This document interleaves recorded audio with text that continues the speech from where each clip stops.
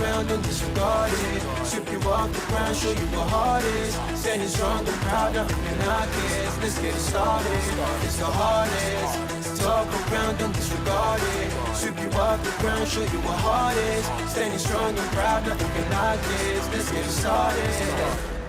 Yeah, get your boots ready. We're about to go on a trip where we wrestle, nobody settling or calling it quits. You're here for the grit, betcha this stuff is amazing. You're stumbling, welcome to the bump in the apron. Step into it, the hardest part of the ring. Here to bring fun, yeah, and this art he is king. It's the best thing, making sure you don't tap out. Don't go soft with the hardest podcast out. And it's not just another one, it's clear. Off the rest, in this content, none contest. Take the nonsense off the steps. You know it's nothing but pure gems when it's coming off the chest. Get it? Now it's time to sit and relax. Get your mind blown away, ain't no skipping this track. Have you paying more attention, no listening gap. Get everything I ever wanted, no giving it back. Yeah. Ooh, what's up, everybody? Hey, it's your boy.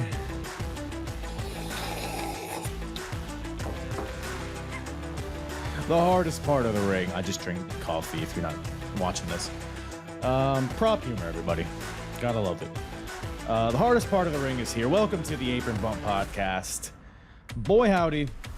We got something good today. I know I say that every time, but doing something a little different on this episode, which is always fun. It's always fun trying new things.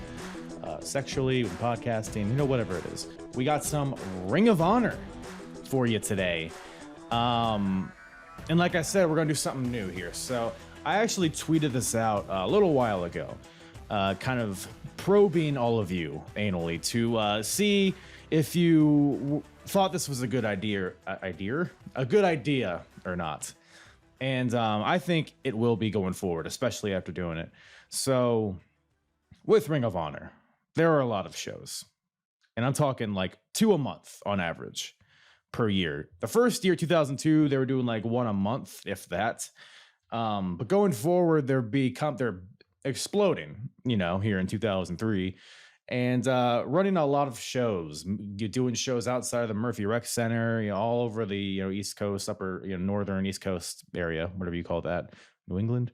But yeah, so if I were to continue at the same pace of reviewing one Ring of Honor event every month and a half, it would take me goddamn 80 years to get to 2005, So what I'm going to do, and as I'm sure you ascertained from the title of this episode, if there is a month that has more than one show, what I'm going to do is just cover all the shows in that month in a more general kind of way. So here in March of 2003, we got Expect the Unexpected and Night of Champions, both tremendous shows. Both could have easily gotten their own review. But there's also a lot of tie-ins in between the shows. There's a lot of stories that kind of flow from one show to the other. So this gives us the opportunity to kind of capture that entire story that's being told in this month and to pretty much cover the major bullet points of what happened on these two shows. And I think it ended up pretty well because, okay, look, how often do I need to talk about Quiet Storm? You know what I mean? So there's not, we're not going to touch on every single match, every single promo that happened, but we cover a lot of ground in this show. We got the CM Punk Raven feud kicking off here. Well, at the end of my last episode, One Night Anniversary, we had some promos at the end of the show that kind of alluded to this beginning. But we actually have physical altercations. We got matches. We got the promos. A ton to get. We could have just done a whole episode on CM Punk and Raven, just that. Lots to get into there. So we talk about the couple of matches they had and all the promos they had. We get into Homicide, Julius Smokes, and all of the the rioters from the 1 year anniversary show, that infamous riot. Pretty much formulating a faction. With Homicide and his boys, as he says. Also get into, low-key murdering people. We got title changes, major title changes, really, and just some fucking amazing wrestling that we get to talk about. We were able to watch from these two shows. So we got banger matches. We got some legendary moments in the history of Ring of Honor. And, we got Hernandez and the Christopher Street connection. So, we got a little bit of everything for you today. But if you like this type of episode, if you are like, boy, howdy, I sure love me some Ring of Honor, or you're like, man, I would love to learn about Ring of Honor and their humble beginnings all the way from the beginning. Well,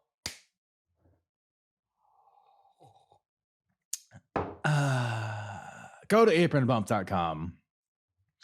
Go to the episodes tab and you can select Ring of Honor, and that'll bring you to all of the Ring of Honor reviews that I've done thus far. And I've covered every show from their inception. An era of honor begins, and I've worked my way up to now, March of 2003. So go check that out if you have not already. Ring of Honor, man, it's always just, man, we're getting to the point here in the spring of 2003 where they're starting to hit. Like, they're starting to really find their groove, and it's reminding me the feelings that I got watching it back in the day. So really good stuff. So now's the time to hop on the train. I'm telling you. Go to apronbump.com. You can find all my full episodes there. You can find all my social medias, the merch, rate, review there, all that in the description below as well. So go check that out. Check out all my episodes, why don't you? Yeah, silly goose.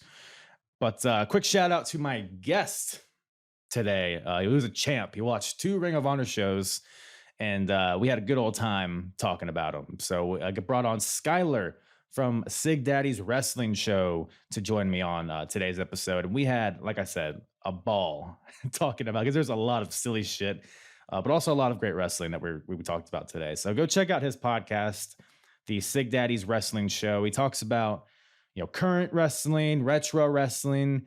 You can even catch the episode that he had me on. We recapped WrestleMania 28. It's really a 3-match show, but those 3 matches are legit greatest of all time status. So we had a good time on his show. So go check that out. Check out all of this stuff, all of his social media in the description below. And yeah, let's get right to it, man. We got a lot to talk about. Ring of Honor, March of 2003, with myself and Skylar from Sigdaddy's Wrestling Show. My coffee cup says Meow Thai, by the way. I don't know if you can see that. It's like Muay Thai, but with cats. Meow Thai.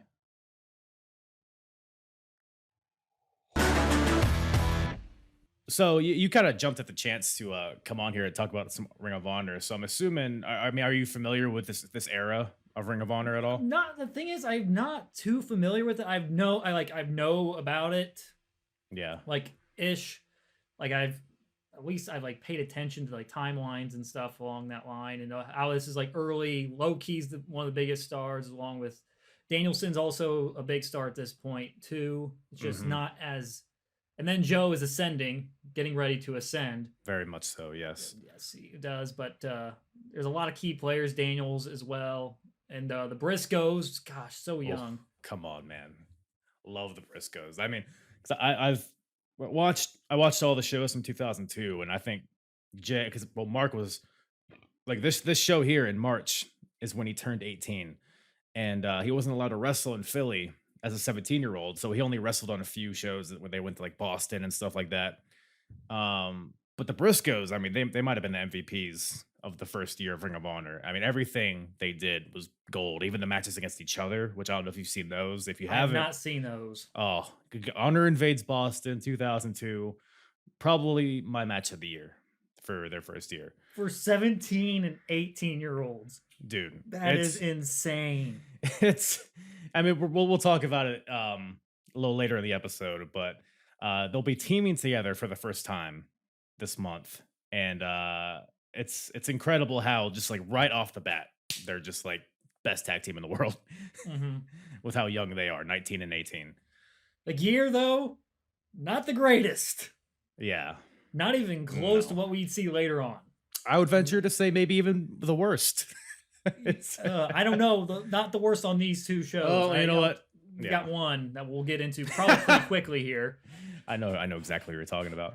But yeah, 2003 indie wrestling attire, gear, whatever you want to call it, is Gimmicks even. Oh, we got a lot of ground to cover, and I'm looking forward to it. But just overall, before we kind of get into before we scope in on what happened during these shows, Expect the Unexpected and Night of Champions, what were your overall thoughts on what you were able to watch? So watching the Expect the Unexpected, I thought it was decent, but especially the last 3 matches, that really what kicked it into gear, and like it was okay up until like that point, and then those final 3 matches, I think Punk, I forget which all the exact card, but there was the Punk match, the tag match at the end. My God. Oh yeah, dude, yeah, that's probably among the matches. You could make an argument that was the best one. Although I would say the Night of Champions tag title match is probably my favorite. Oh yeah, I have to agree. But we're kind of talking about it. I think this is the first time I'm kind of doing it this way. I think what I'll do first is just kind of run down the cards for both nights, just like really quickly, and then we'll kind of dive into it. If you want to interrupt me with anything, feel free. So night 1 in March, we have Expect the Unexpected, kicking it off with Matt Striker, not that one, versus Chad Collier. We got Slim J of Special K versus Amazing Red in a low-key banger of a match. Yes. And we got the ROH Tag Team title #1 contendership is on the line in a scramble match. So we got the Backseat Boys versus Carnage Crew versus the SAT versus AJ Styles. And it's just AJ Styles because it was supposed to be Paul London, but he was unable to be here due to a sinus surgery. It was like emergency sinus surgery. I believe him. It just seems like a random ass thing, but it makes sense. They said like he couldn't breathe. Well, and then his own partner, Amazing Red, who was supposed to team with him, got beat up. These hoes ain't loyal, man. AJ can't trust anybody. Nope. But then after that, we got a 6-man tag. We got the Hit Squad and Low Key versus Special K, the team of Angel Dust, Deranged, and Dixie. And then after that, we got Ghost Shadow and Quiet Storm versus the Ring Crew Express, aka Dunn and Marcos. Then we have a Ravens rules match. We got Ravens debut in Ring of Honor versus CM Punk. Really just diving it head first. Man, they didn't waste any time getting into this. No, it's like up, straight up. We're throwing all the gimmicks in here right now. Yeah, I would have expected like a tag match first, but nope. 20-minute bloody brawl to open up the feud. All right, hey, you got to dive in head first. Yeah, absolutely. Then after that, we have the #1 contendership for the ROH Championship is up for grabs. It's a 4-way, so we got Easy Money versus Samoa Joe versus BJ Whitmer versus Homicide. And then the main event, the Ring of Honor tag team titles are on the line. We got the Prophecy, the team of Christopher Daniels and Xavier.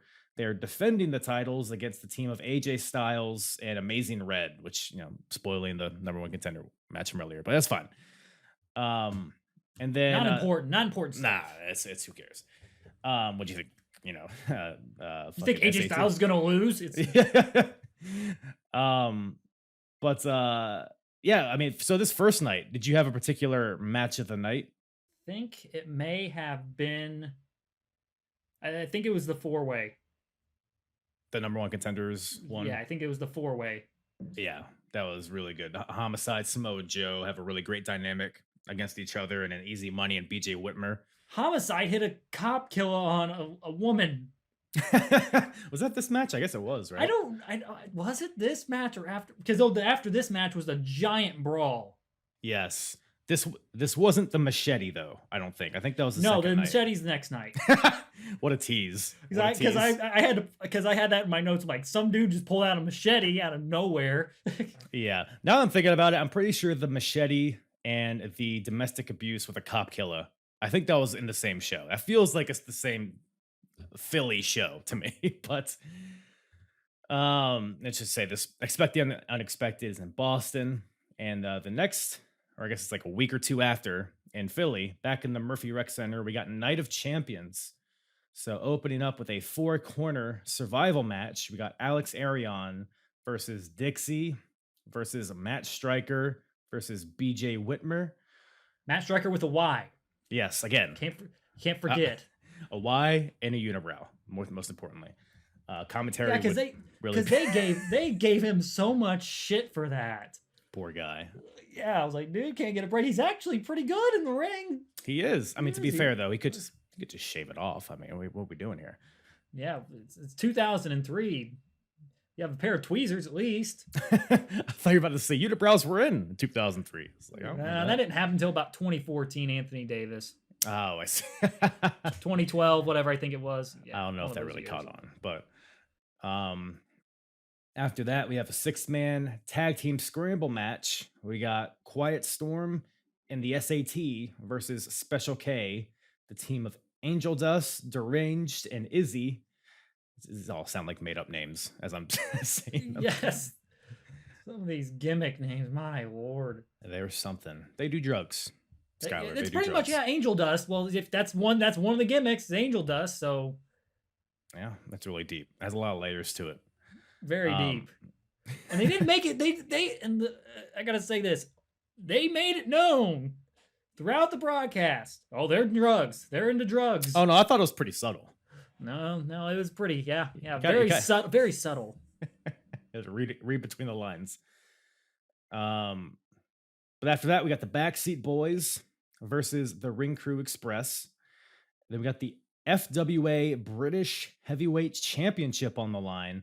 That and the number 1 contendership, both on the line. Match between the champion Christopher Daniels versus Doug Williams. I'm gonna spoil something right now. Please this do. may be my favorite match of the 2 shows. It is my favorite match of the 2 shows. It very much stood out amongst the other matches. It felt, for lack of a better term, it was not a very indie match. It seemed like the most Ring of Honor match of, like, if you want to get down to pure wrestling and all that, this is like the match. Yeah, it was amazing match for sure.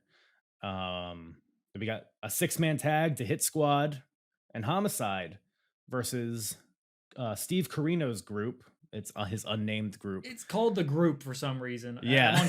I'm on Cage Match, and it says The Group. I'm like, this is what you came up with? The Group? Mm-hmm. That's what I used to, yeah. I'm just going to call it Carino's group because the group is fucking stupid. There's I don't understand one of these members in this group either. Are you about to besmirch the name of Jack Victory? What the hell was he doing in this match? Nothing is the answer. I was like, this is the most pointless entry into this match. You could have put anybody else in there. Anybody. But Jack Victory did nothing. It was more like Jack Loss. Huh? Jack Liss, I don't know. Jack like Loss. Opposite of Victory. Jack Jack L. Yeah, see, it's very deep. Very deep. Very deep. We got the team of the Christopher Street Connection, Mace and Hot Stuff Hernandez versus the Carnage Crew. That was one of the more interesting pairings of the show. Yeah, that's the one that I did not expect. Was not expecting Hernandez in a pink boa personally, but yeah, I have a lot to say about him later. Well, yeah, you don't want to meet him in a dark alley or a light alley. He's gonna find his own alley to fill. So we got the Ring of Honor tag team titles also on the line. The team who won the tag team titles AJ Styles and Amazing Red, accompanied by Mickey James. Weirdly, what a cast. Alexis of characters. Lurie. That's the name. It is. You got to get the name right. I really do. I'm a goddamn professional. Versus the Briscoes. Are you as professional as Brian Myers? I'm not the. What was his nickname? The most professional. The most wrestler. professional. I was about to say the best professional, but that doesn't sound right. Fucking Kurt Hawkins. We got Low Key versus. Speaking of professional, here's probably not one of the most professionals. We got Low Key versus Jody Fleisch. Oh yes, I heard. I heard the thing on the Briscoe. Not their match with the Briscoes at WrestleCon. Him and I don't know who his partner was, but I heard about it, and I'm like, Was this recently? Yeah, it happened WrestleMania weekend. It's crazy if they're all still wrestling. Like how many people on these cards are still This is wrestling? 19. This is 19 years ago, folks. Whew, God, 2002 doesn't feel, or 2003 doesn't feel like 19 years ago. I was 7 years old when this show happened. Then we got a tag team match: Ace Steel and CM Punk versus Colt Cabana and Raven. And the headlining the show, closing us out, we got the Ring of Honor Championship on the line. We got Xavier, the champion, defending against Samoa Joe. Who, doggy? Joe. How convenient is it that we are doing this now, knowing that Joe just won the Ring of Honor television title the night before? I'll tell you this. So we're recording this the very night after Joe beat Minoru Suzuki for the Ring of Honor TV title. I finished the show like right before. Like I finished this, turned it off, turned on AEW, and it's like the transition. It's like, oh, there's CM Punk again. Here's like a couple other guys, and then you got Samoa Joe closing out the show again and winning the title again. It's like, again, 19 years later. Time is a flat circle. It really is. So is the Earth, but that's a different story. Kyrie Irving. AJ Styles. But yeah, a really good collection of shows. So the first show kind of and this is me, I've been watching a lot of old school Ring of Honor, so I'm kind of used to, seeing Their these pacing. guys. Yeah, exactly.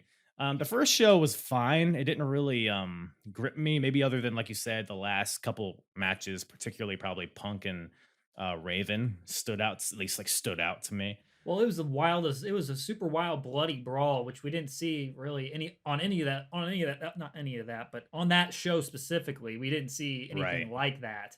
Mm-hmm. Yeah, and they would go on to have several of those, from what I understand. But yeah, and these two shows, like some threads that kind of weave throughout both of them. So we have the Prophecy versus Carino's group.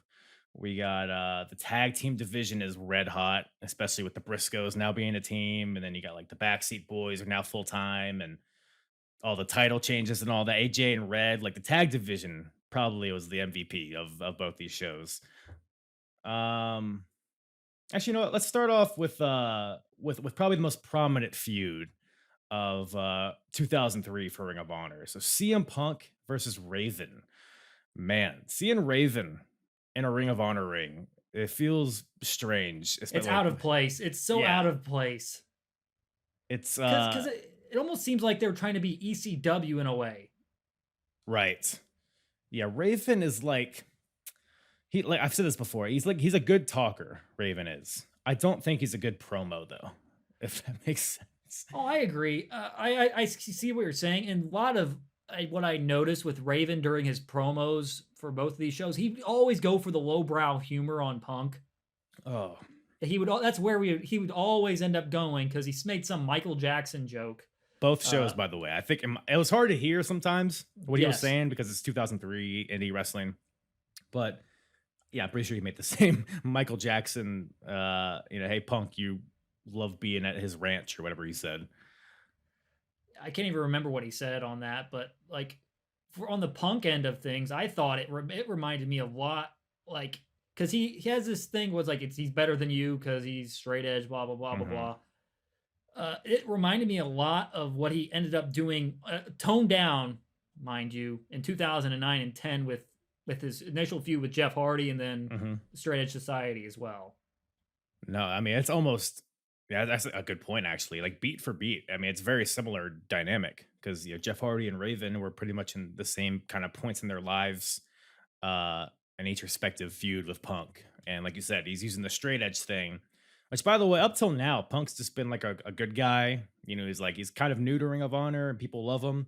And he just a heel turn just really abruptly. But I can't say it's a bad move because Punk out here is cutting the best promos I've seen in Ring of Honor thus far. And it was just a hint of what you get in the future with him. Oh, yeah. And he was bashing the crowd left and right. Cheer me, boo me, blah, blah, blah, blah, blah. He's just going off. He decided to choose violence that day. Yeah, I mean, again, it's like you can hear like most of what Punk is saying, but not quite all of it. But he's basically is like, I'm better than you and your poisoned society. Your lives are all filled with conformity, and but I do what I want. And is like it's like kind of like because everyone there is probably drinking, and they're like, hey, this you're kind of right, but fuck you, kind of thing. Mm-hmm. Like, and I also thought like, the feud. I like how it's built off of Punk being afraid of the DDT, Yeah. the Raven effect. Mm-hmm. Yeah, that's like kind of the running thread. Like Raven's trying to hit him with the Raven effect, but Punk every time gets out of the way, and it's really building it up to be like a devastating move. So you know when he hits it, like it's gonna mean something. Always a fan of the DDT being a legit finisher myself. Yeah, Jake the Snake was the one. Yep. He's the one that, and then when Undertaker kicked out of it, it was a big deal. Or I don't even think he ever really kicked out of it. He just kind of sat up. Right. Yeah. He doesn't count. He's a zombie after all. We're saying this, but last night on AEW, Ricky Starks hits like a flipping DDT and it gets a 2 count. It's like where we have gone. But that's a whole other episode in itself. But I can't say that these shows didn't have their share of crazy false finishes. So Spot Fest as well. Yeah, for sure. But yeah, Punk, I mean, if we're talking about like who had the better promos, I mean, I would say Punk by a country mile. Oh yeah, Punk, it was not even on the same planet. It was just Raven was getting murdered and he just had to go for the lowbrow humor because he was like, I don't have an answer for this. He is just killing me right now. No, Raven's literally out there doing stand-up comedy or trying Pretty to much. at least. He's even one point he like says a joke. He's like, I like that one. He's like so lighthearted, and then Punk's on the opposite side of the ring. And the thing is, Raven's so smart. Yeah. Like he's like if I remember right, Raven's got this ridiculous IQ. Yeah, and Raven, I mean, because in my other timeline that I cover, 2002 WWE, he just recently left, and we're like in the end of the summer of 2002. So he's kind of relatively fresh off of that. I guess it's like almost a year. But I almost wonder if he feels like he's downgrading by being in Ring of Honor. And you know, Ring of Honor, I mean, they've been around for a year, but they aren't like the big company that they would end up being. So I'm wondering if Raven is like, I'm better than this. He's just kind of in there to do his time, and then he's going to find another company to go to. There's not really any other major company at that point. It's just WWE's the only ball game in town at that time. TNA was just in their infancy as well. Mm-hmm. Yeah, he would eventually go to TNA, and funny enough, I also covered TNA, and he's there in 2006 where I am at. So Raven finds his place, becomes NWA champion eventually. So, but here he's. Again, it ends up being a legendary feud, but it's a weird beginning, especially with Raven's promos. Which ends in a dog collar match, if I'm correct, right? Yes. Death before Dishonor, I believe, yeah. Yeah. That's when Punk initially uses Miseria, I can't even pronounce it right, Cantare. I never knew how it was pronounced, personally, so you could just say anything, I believe you. Yeah, the AFI song. Yeah. The AFI song that he used ended up using at AEW Revolution this past March when he faced MJF in the dog collar match. It was a callback to that. Miseria Cantare, I think was what it was called. Speaking of callbacks, let's talk about MJF. The I'm better than you and you know it. You brought it up. That's what Punk was doing here. The same shtick. Yeah, he stole. I am so stupid. I never even thought about that.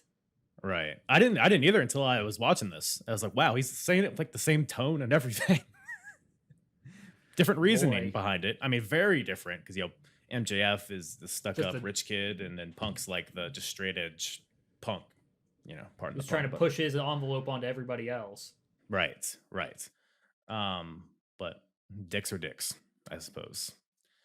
In all shapes and sizes. Different colors, some multiple colors. But speaking of dicks, what do you think Ravens looks like at this point? Probably pretty battered, right?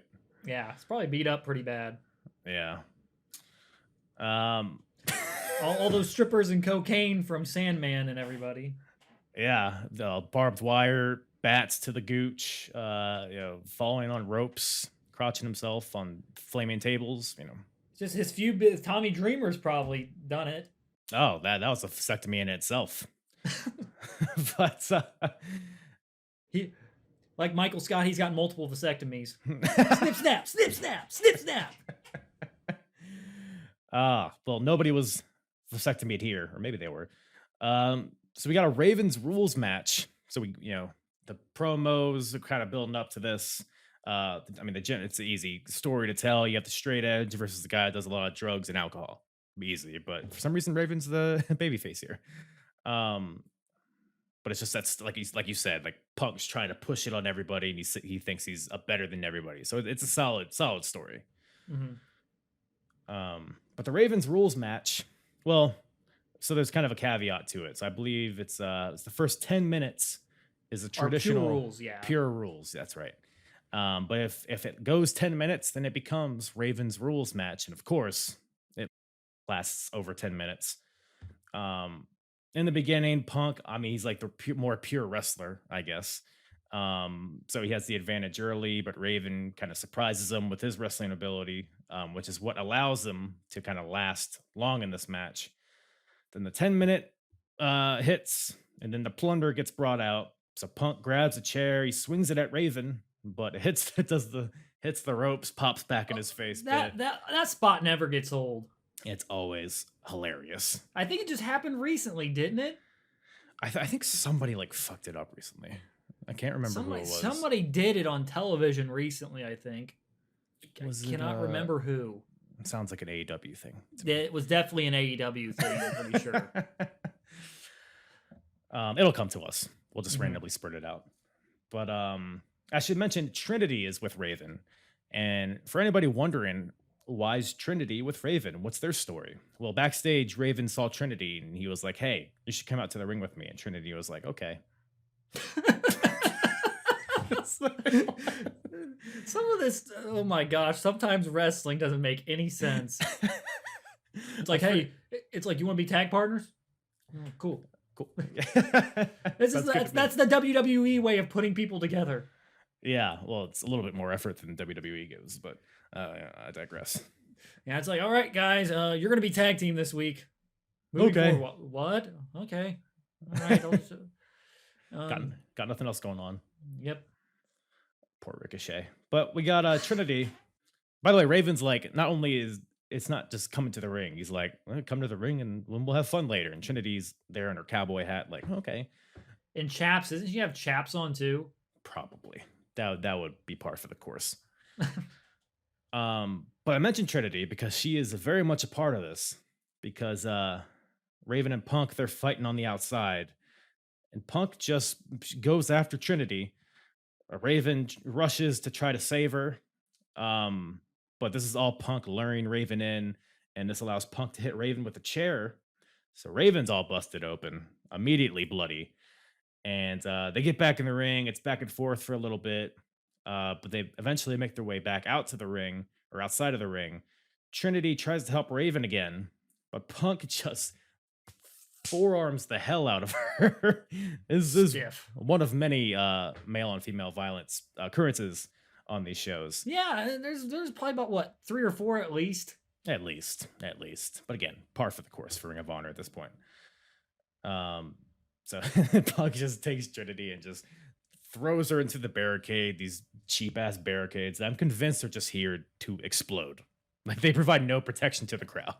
There's one specific one I saw, at least was it Night of Champions, we'll talk about later on. But yeah, my goodness, the one of the guardrails just absolutely exploded.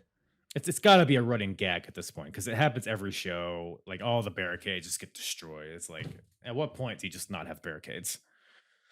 Or maybe invest in like better real ones. Yeah, maybe, and not just like fences. Yeah, maybe secure them to the ground. Well, I don't know. What do I know about things? Mm-hmm. But then Trinity, she eventually gets back up, amazingly, recovers from this, and hits a moonsault to the outside. There was no selling. She didn't sell that guardrail spot for like 2 seconds. He's like, oh, right, all right, moonsault time. Look, Raven probably supplied her with the best drugs because I'm convinced that's the only reason she's with him. So she probably is on something that, makes you not feel pain. Mm-hmm. But and then Punk. Cocaine. Okay, I was gonna be subtle with it, but yeah, so Trinity's on coke. Just put that out into the universe. And randomly, like Punk and Raven are fighting. Raven gets knocked down for a bit. And then out of nowhere, Punk just puts Trinity on a table and goes to the top rope and leg drops her through it. It's like such a crazy spot just for no reason. Yeah, I know. It was just like all of a sudden it's like you see Punk just put her on the table and it's like, oh, okay, well, all right, we're getting male and female violence, more of it. We're doing it. Although I guess Trinity's been a prominent part of this match, so I guess it makes sense to take her out of the equation.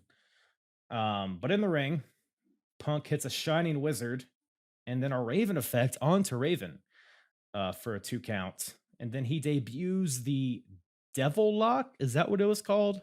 It's like almost like he figure fours the legs and it's like a clover leaf almost. It's like if you try to put a sharpshooter on, but you like fuck up and they like their legs slide down, but you like still hold it and to make it look like a move. It's like the Rock's version of the sharpshooter. Yes, there we go. Or like Sting's sharpshooter now. Or Natty's. But Raven gets to the ropes. Raven fights back, goes for the Raven effect. I called it like the Serenity Lock. It looked like the Serenity Lock almost. Yeah, a little bit. Raven goes for the Raven effect because, like we mentioned, that's like his ultimate goal. But Punk low blows out of it and then locks back in the Devil Lock, and Raven taps out amazingly. And it was like after a super quick ref bump too. It was. Why was there a ref bump in a no disqualification match? First of all, I don't understand that. What? That's a TNA? good question. This is a really good question because I'm like, there was a ref bump, and then all of a sudden low blow, and then the Devil's Lock again. And it was over. It's goddamn Jeff Jarrett producing this match. Like, what's happening? Jeff Jarrett's working for Ring of Honor. He might as well be. I mean, he's everywhere else. So, but yeah, Punk wins, and he goes to shake Raven's hand, but like tongue in cheek, and he's like yelling at the audience, like y'all love this bullshit, don't you? Which is like it's just Punk is so vulgar here, and I love it. Dude, he's so good. Like we were talking about the Briscoes and how good they were from the beginning. Punk on the mic and just as a talker in general was so good, even this early in his career. Yeah, that's what I was noticed. I kind of like noticed. I'm like, geez, this was 19 years ago, and he was already this good. Yeah. It's like, how did he not get noticed earlier? Dude, and they bring him to WWE, just a regular baby face for the longest time, and then 2011 happened. Yeah, the Jeff Hardy feud, like you mentioned, and that's when it all exploded. 2009, yeah, 2009, and then he did actually have a little lull in 2010 until about because I think he was on there was a TLC pay-per-view I think in 2010 or 2010. And he was in a dark match against R-Truth. Yeah, was this like around the time he was Nexus 2.0? Getting ready to start, and Nexus 2.0. Yeah. But yeah, so Punk wins, goes for a handshake. They shake, but Punk kicks Raven in the gut. What a rookie this Raven is. Raven fights out of it, goes for the Raven effect again. But Punk again escapes. I think the ref actually pulls Raven off of him, and then the ref gets the Raven effect. And so that's their first singles match. That was a pretty significant one just to open up their feud here. It's like, well, they're going. Yeah, we're throwing all the the gimmicks, like I said earlier, into the fray. This was I think it's almost kind of to disguise Raven's deficiencies in ring in a way, I guess. Yeah. Because he's probably just coming back at this point. Probably. He was just kind of settling back in, so he needed this plunder and everything to involve to kind of get himself back in the mode and all that. Maybe not. I don't know. I don't know his history since from the time he got released from WWE to this point. So yeah, I have no idea what he did in between. He does look in pretty good shape though, to be fair. So it's not like he's just off the couch, kind of thing. But I mean, maybe it is though. Ring shape's a different thing than physical shape. But like you said, just like a what's the phrase when you're not like everybody else? So he's sticking out like a sore thumb, is what he is. Raven is. But ultimately, I mean, it would do wonders for Punk, and it would be a beautiful thing. So, so that was Expect the Unexpected. So now we got the second show of March, kind of progressing this feud. It is a tag team match. So we got Ace Steel and CM Punk versus Colt Cabana and Raven. So Colt Cabana, so Punk and Cabana had a series of matches. I guess they were all in 2002, maybe a little bit in 2003, but that's kind of how both of them were introduced to the Ring of Honor audience, and they were great matches, every one of them. But Punk was the baby facing, Cabana was the heel. They were like good friends, but they were like fighting to see who would get a contract, kind of things like that. You have Ace Steel, who, correct me if I'm wrong, I believe trained both Punk and Cabana. Yes, that's what they kind of kept saying on the broadcast, was right, that Steel trained both Cabana and Punk. One thing I thought it was weird, I've hardly ever seen Cabana as a serious wrestler. Right. Yeah. Yes, he would become Boom Boom Colt Cabana, and then I think most of his tenure, he's like a comedy guy. Mm-hmm. So yeah, a weird iteration of him. It was a nice change of pace, though. I liked watching Colt as just a serious wrestler. He still has a little bit of fun, but not like near as much as you would see later on. Yeah, because he is a very good wrestler, and that kind of sometimes gets overshadowed by how goofy he is. But it's cool. Yeah, like you said, it's cool to see him kind of get a chance to showcase that here. Then obviously Raven here. So the whole story here is that Punk is basically suggesting that Colt is turning his back on his trainer, Ace Steel, by aligning himself with Raven, and Punk's being loyal to Ace Steel. There's that whole thing. But Raven also wants revenge on Punk for beating him at the last show. But Raven Punk kind of knows that there are a lot of shenanigans at foot here. So like when the match starts, it's a tag team match. So Punk, there's like a funny moment in the beginning where Punk keeps tagging out every time Raven gets tagged in. Like it's really rapid fire. It's like, oh God. So at one point, Punk hits the ropes. Raven, I believe this is Raven's rules again, right? This yes, match? it is. It turns into Raven's rules once again. I don't know if it was that or if they just said, fuck it. But yeah, so Raven hits Punk with a chair shot as he hits the ropes, which allows Colt to hit the Colt 45, which is like a butterfly backbreaker of sorts. It's really good looking, though. I gotta say that. Brutal. Ace Steel makes the save, though, so Punk doesn't get pinned. Some really fun like double team moves between Punk and Steel. Obviously, they have the chemistry, a trainer and trainee.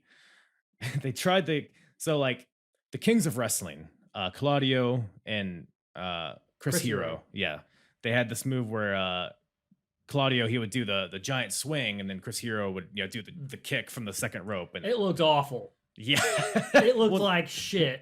When the Kings of Wrestling did, it looked beautiful, but when Punk and Ace Steel did it, it was not very good. I noticed. I'm watching this match. I noticed Steel was like below the level of Punk and Cabana already. Yeah, I mean he was fine, I guess, but there's nothing particularly exciting about him. Because like I noticed like the ones that stuck out, I would say Cabana stuck out a ton, but I'm like Punk, I'm like watching him in comparison to his trainer, I'm like, my goodness, he's already better than his trainer by like miles. Yeah.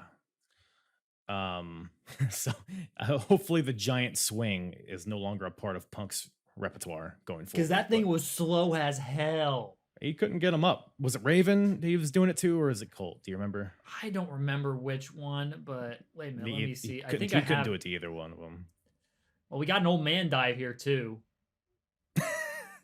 An old man dive? What happened there? It was Raven. Oh, of course. Over the top rope. Which old man? Oh yeah, no, that was a good dive Raven did. Well, I wouldn't say good. He got himself over the ropes. It was barely. It was very much no style points, but he got over the ropes. I did love Raven's hot tag with the trash can, though. That was probably my favorite part. that was the favorite part of my match this match by far. Just gets in there. Just everybody's getting a trash can to the head. Colt hits a beautiful moonsault to the outside, but quote unquote fucks up his leg. And at the Time I was watching this, I was like, is he really hurt? Or it seemed very Legit. dramatic. Well, it seemed dramatic because, like, I know he was screaming bloody murder. He's like, ah, ah, ah! yeah. Like that was. I don't know if that was a good imitation of Colt, but he was. Wait, I'm like, how did it sound? Okay. He's like screaming. Like I noticed. I'm like, is that Colt screaming? He just, it didn't seem to stop.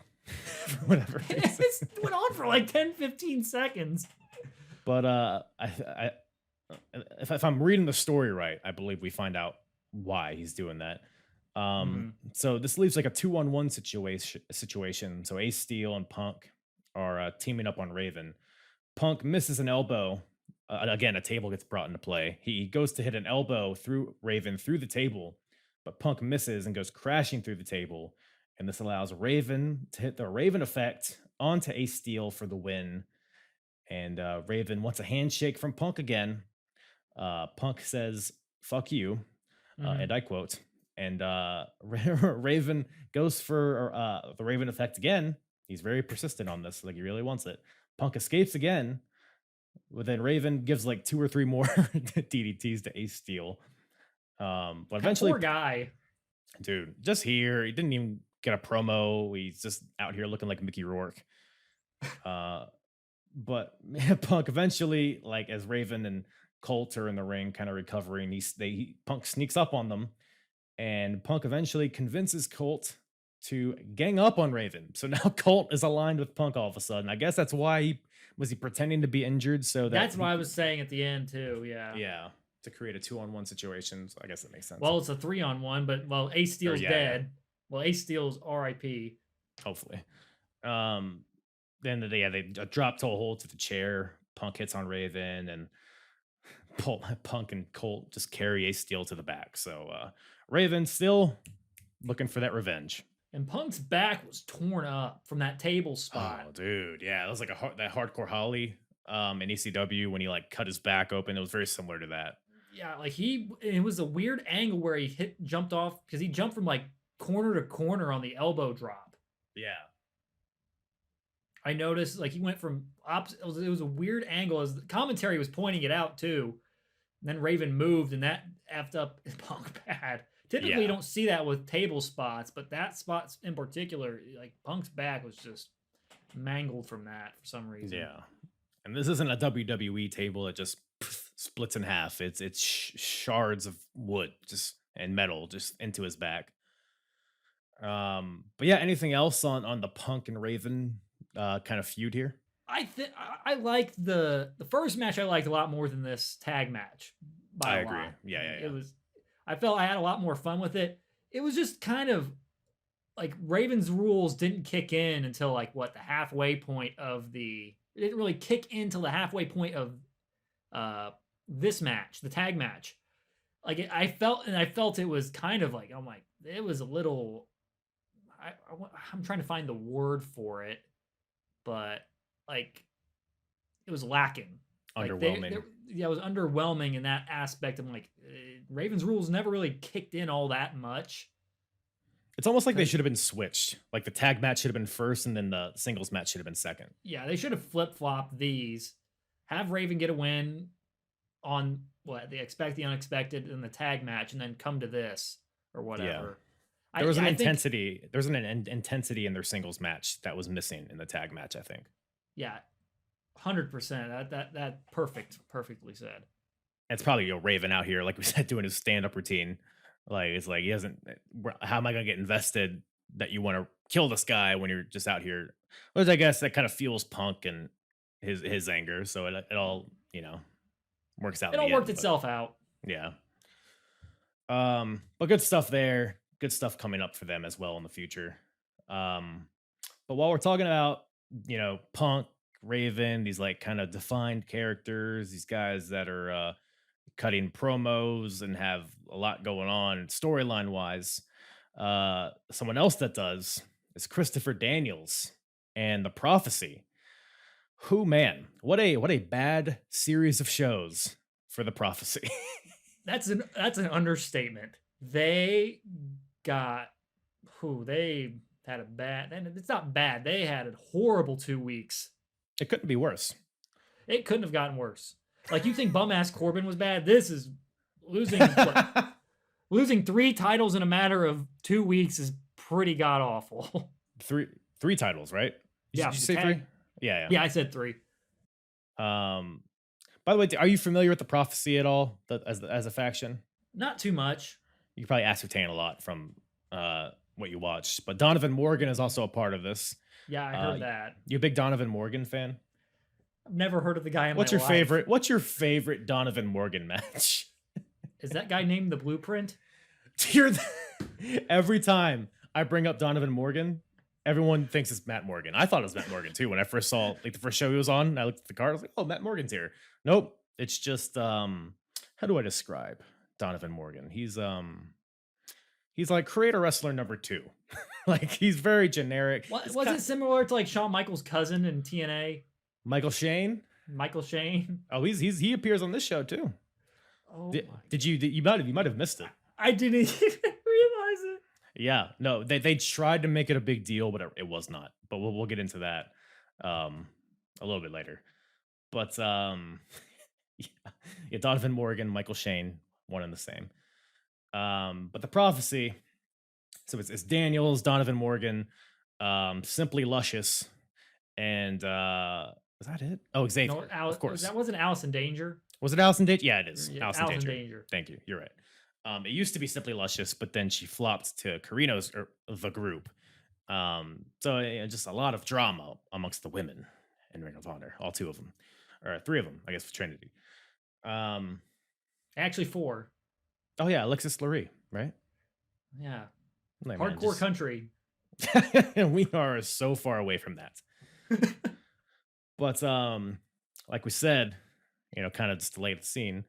Prophecy they came into March of 2003 with all the titles, literally all the titles.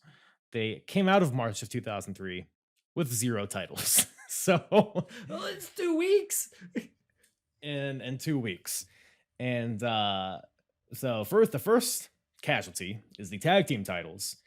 And this was all set up by a number 1 contendership scramble match. This is the one with AJ Styles, didn't have a partner.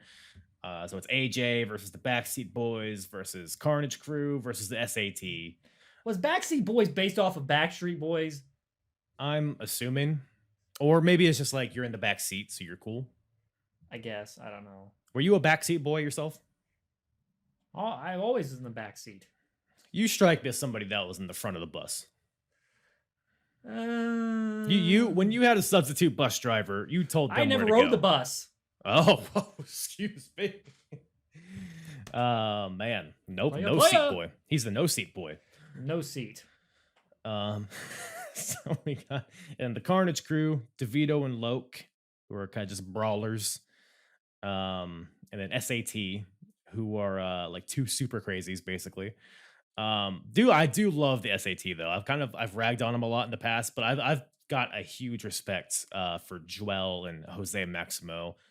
They're probably one of the most innovative tag teams I've seen thus far. There was a lot of fun in these tag matches for sure. Like, and well, it was just crazy. That was AJ being by himself, and then all these other teams in there. They got really a chance to like showcase in this match. Yeah.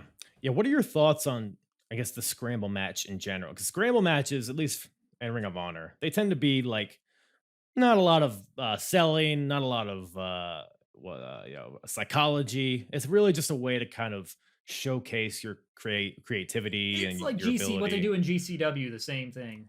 Yeah, I mean, Game changer. It's very prominent in all wrestling. Really, it's just spot. But I'm not a huge fan of the format. Like with the 2 people in the ring at the same time when it's like a 4-way tag. It's like, just why not have 4 people in the ring at the same time? Especially when it just breaks down and everybody's in the ring. It's like, what's the point? Rick Knox might as well be in there. Oh man, hey, easy there. Well, don't go that far. We did get Paul Turner in here. I was about to say, yeah, he looks exactly the same, Paul Turner. Actually, Paul Turner now looks a lot more slim down than he was then. Yeah, I suppose so. He looked good.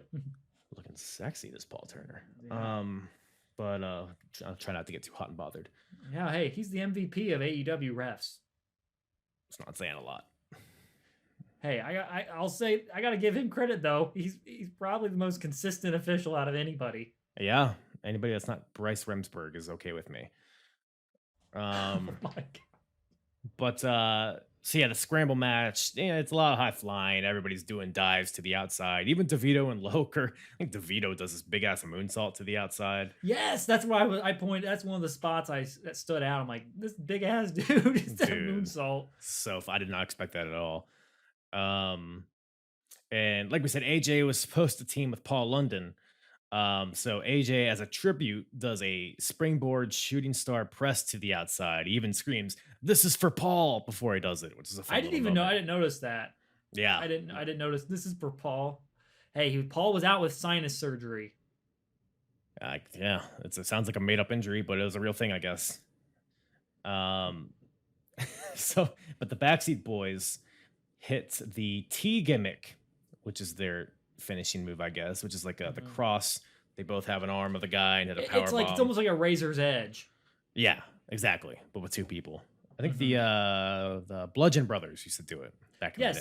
That was same. Yeah, now that rings a bell. I'm like that's been used before. Yeah, I've seen it somewhere here, but yeah.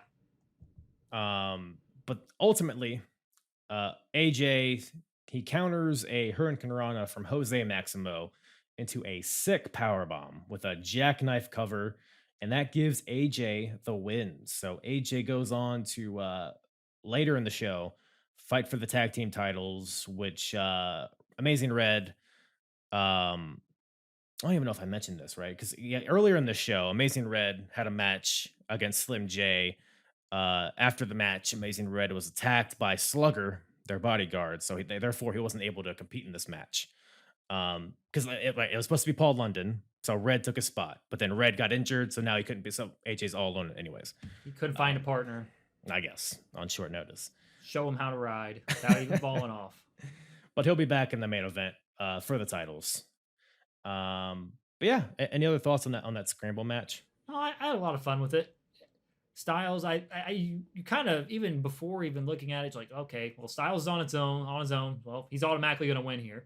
Yeah, dude, AJ's another one who's just so good, even this early in his career. 2003, I'm like, damn. He hit that springboard DDT onto the floor. Yeah. So smooth. So like, you can tell, maybe it's just hindsight, but you can tell the guys that are meant for success, like your AJ Styleses, your Bryan Danielson, even though he wasn't on AJ's cards, which is sad. But Christopher Daniels as well. Yes, Doug Williams, like Samoa Joe, they all stood out. Right, they're not just guys in baggy shorts and bandanas doing flips. Like, you could tell there's some substance to them. Not looking like Eminem. Yeah, which there are too many of those in this show. But 2003 rap, everybody. It was a thing, man. I was into the was Young Jock a thing at 2000? I think it was a little before Young Jock. I think you're probably around the right time. I'm trying to think of like MySpace. Like, who did I have as my MySpace songs? Gosh, you had I don't think I ever had MySpace. Lil Wayne, that might be a little before that, but Lil Wayne that was before Lil Wayne got popular, but so Eminem, 50 Cent was around that. That was when he started getting hot. Yeah, Nelly, Hot and Her. Hot and Her. Oh, it's a banger. Take off all your clothes. Speaking of taking off all your clothes, I don't know. No way to segue into that. I was trying. He saw the gears turning. I would take off Xavier's clothes. But speaking of that, he's in this next match. No, but so we got we're talking about Daniels and the prophecy, them losing the tag team titles, and that happens in the main event of Expect the Unexpected. So Christopher Daniels and Xavier defending against AJ Styles and Amazing Red. So now Red's good to go. Again, you brought it up earlier, just an amazing match. Like the false finishes towards the end, everybody's hitting their finishers. There were several points where I thought it was over. The energy was just, it was nonstop throughout the entire, especially like the ending stretch of it. Even though I think Xavier, I don't know if it was like a real thing, but it seemed like he got knocked loopy at one point. Well, there was a concussion angle they were talking about when the the match on the next show on Night of Champions. There was concussion angle they were going with. Mm-hmm. I was like, is it an angle or is he really concussed? Because almost like we'll talk about it a little bit later. It's almost like they're trying to work around it in the second show. I'll say this is probably better of the two showings for Xavier here. Yeah, that's fair. That's fair for sure, especially with the cast of characters that is surrounding them. Mm-hmm. But ultimately, AJ hits the Styles Clash onto was it Xavier? I believe it was. No, it was on Daniels. AJ hits the Styles Clash on Daniels, and Xavier almost makes the save. It kind of felt like he was there on time. Yeah, that was what the only thing that came off awkward for me was that finish. Right. Yeah, it seemed like Xavier made the save, but lo and behold, AJ gets the pin. New tag team champions, AJ Styles and Amazing Red. Why did they not team more? Dude. I mean, incredible. Like TNA made that was probably one of the bigger mistakes TNA has ever made. They're not making them a tag team at one point. Yeah. I mean, I don't know. I'm not sure if they did initially in 2003 because I think they ended up making their way there around that time too. But I'm like, why did they not just put them together?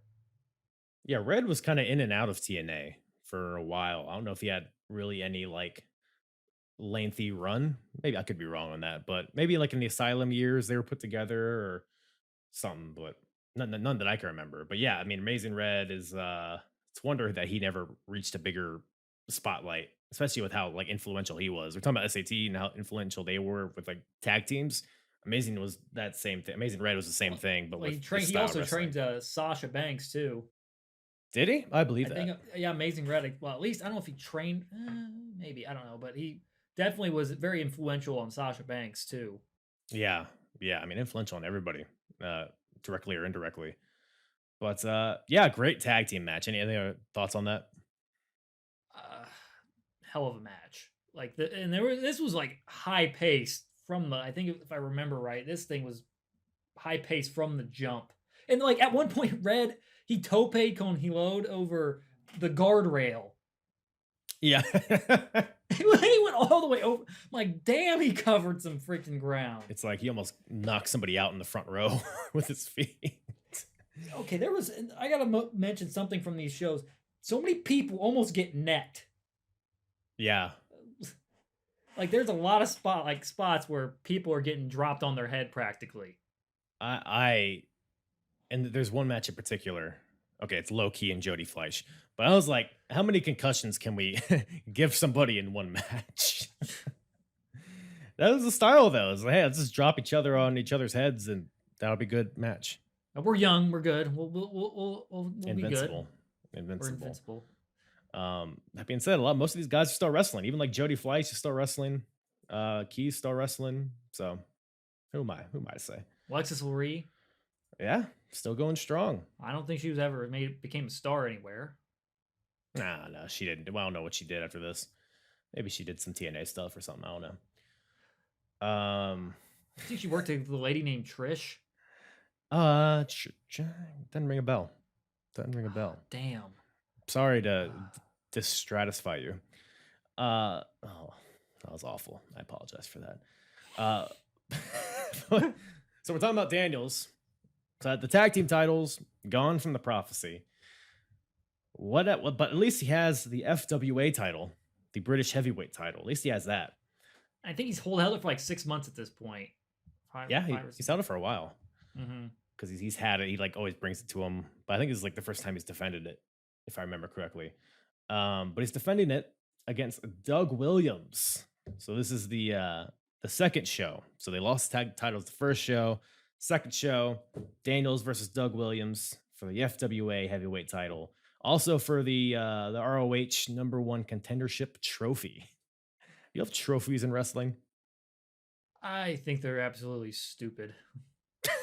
Stupid. It's clearly like a $15 trophy. They got it. Well, it's like as much as the MJF, as much like the Diamond Ring, like MJF embraces that so much. I think it's one of the stupidest gimmicks ever. like I don't understand the point of it. It's like, oh, I'm wearing a diamond ring. That's it. Some almost wins, essentially. Well, right? he's been losing a lot. Sean Dean's his kryptonite, man. Oh man, the captain. He's 3-0 against Spears and MJF. That damn pig Wardlow just screwing up everything. Dude, that dude's a freaking monster now. Oh yeah, he's handsome. They're compared. He's a handsome devil, yeah. Very handsome devil. I'm not afraid to say it. Oh, he is. Wardlow's very handsome. Him and that MJF Wardlow feud is building up to be similar. Just to go off a short little tangent. Yeah. But that they're getting a lot of comparisons to Batista, Triple H in that situation. Oh yeah. No, it's very. There's a lot of influence in it. You can tell. Wardlow is like white hot right now. Yeah. Yeah. Hopefully they capitalize on it because that's a star in the making, for sure. That dude's got the tools. Yeah. It's got the lips, got the hair. It's got the muscles. Got the nipples, got everything. Got the tan. Yeah. What else do you need, really, as a wrestler? Nipples and a tan. That's all you need. There we go. That's the title of this episode. Nipples and tan. Well, we got 4 nipples and not a lot of tan here. But we got Christopher Daniels versus Doug Williams. You said this is probably your favorite match of both these shows, right? Because for sure. This thing stood out like incredibly because this was the most technical match of I saw across the 2 shows by a long shot. I loved the body part, the limb work on for both guys. So like Daniels is working the midsection of Williams and then Williams is working the neck of working the neck of Daniels. Mm-hmm. And so it's like, and that's kind of the focus of the entire match. And it builds up to a really nice crescendo. Yeah, for sure. It's textbook psychology, but I mean the crowd's super hot for it. I mean you can tell that they're a very educated crowd. Even like the chain wrestling in the beginning, like watching it with today's lenses, it kind of seems par for the course. But back in the day, I mean back in 2003, I mean this was a breath of fresh air compared to all the Raven and Punk shenanigans and whatever WWE's doing at this point. Sports entertainment. Yeah, exactly. This was professional wrestling as professional wrestling gets. Yeah. Now, Doug Williams is looking great here. Like I said, chain wrestling. I mean, you can imagine the 2 of these guys. It's very fluid, and it is.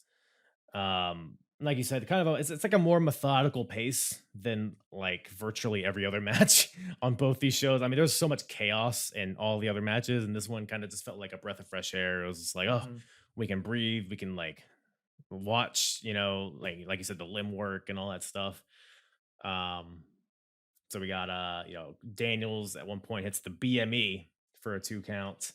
He then hits Doug Williams with a Uranagi into the Koji clutch, which was a sick transition. Mm-hmm. But I loved the way Doug kind of escaped it. So he's in the Koji clutch. He grabs like the back of the head of Daniels and like a cravat, and then like pulls him up in like a Muay Thai plum and starts like kneeing him in the head. Again, just like so technical, but it's like so like easy to digest and made sense. Yeah, he's like literally cranking the neck of Daniels at this point. Yeah. And it's appropriate. I mean, it's the FWA, which I can't say I've watched a ton of FWA, but I'm an FWA expert. Yeah, I mean, that's what everybody knows about you is you're the FWA guy. So I don't even know what the letters even mean. I've been stalling because I forget myself. Frontier Wrestling Alliance Association. Doesn't matter. But there was a lot of like it was very fluid. A lot of like Ring of Honor guys would go there a lot and vice versa. So it was kind of the ROH of Britain, I suppose. Mm-hmm. But so Doug fights out. He with some knees. He goes for the chaos theory, so the rolling German suplex. But Daniels smoothly counters into a last rites attempt, which is like a crossroads kind of deal. Mm-hmm. But then Doug Williams fights out of it and does a swinging Cobra clutch. What do you think was better, CM Punk's giant swing or Doug Williams' swinging Cobra clutch? I'll go with the Cobra clutch because the giant swing. I don't remember the Cobra clutch as much, so I'm assuming That wasn't as bad. It couldn't be worse than the giant swing. So couldn't even get him up. That's what she said. Couldn't get him up. That's valid. Doug Williams, he goes to the top for a top rope knee drop, hits it, goes for the pin, but Daniels gets foot on the rope. Daniels fights back, goes for the Angel's wings, but Doug Williams counters into the Chaos Theory, hits it for the win. Doug Williams beats Christopher Daniels, becomes the new FWH champion and the new #1 contender for the ROH title. And yeah, awesome match, like you said. Like that's that. My final thing I said on it was, it's like all caps. What? Period. A period. Match. Period. That's Well, that's all I could say. And Chaos Theory is, dang, it's an underrated finisher. Oh, it's beautiful, beautiful. He's still doing it today, I think. God, It's great. I've watched some of his stuff from like Progress from like 10 years after this, 10, 15 years after this, and he's still great. So timeless is Doug Williams. And Doug Williams, he never got really a fair shake in TNA, I don't think, outside of the X Division. No, yeah, he had a little brief run with the X Division title, I think, right? Yeah, him and AJ feuded at one point too for it. That was Before it just was a the weird time Legends for title. It TNA. was a Legends title. I don't know what the heck it was. The global title. Oh, that was a weird time. It was like 4-sided ring, and the Hulk Hogan was 2010, there. Eric Bischoff, all them. Shark Boy. But they actually did have Styles and him had a banger. Actually, that it was, I think, Final Resolution 2010. I would imagine. Yeah, I couldn't see that being a bad match. I think it got, even though the Meltzer scale is kind of whatever your taste. Mm-hmm. It's kind of whatever you think of it. What the hell am I saying, dude? Whatever. It's your prerogative on if you like it or not. That's what I meant. Yeah. But that match got 4 stars from him. Right. And I'm pretty sure Williams won with the Styles Clash. I could see that. He's a cheeky bloke. He would pull that out. He was actually the face in that situation.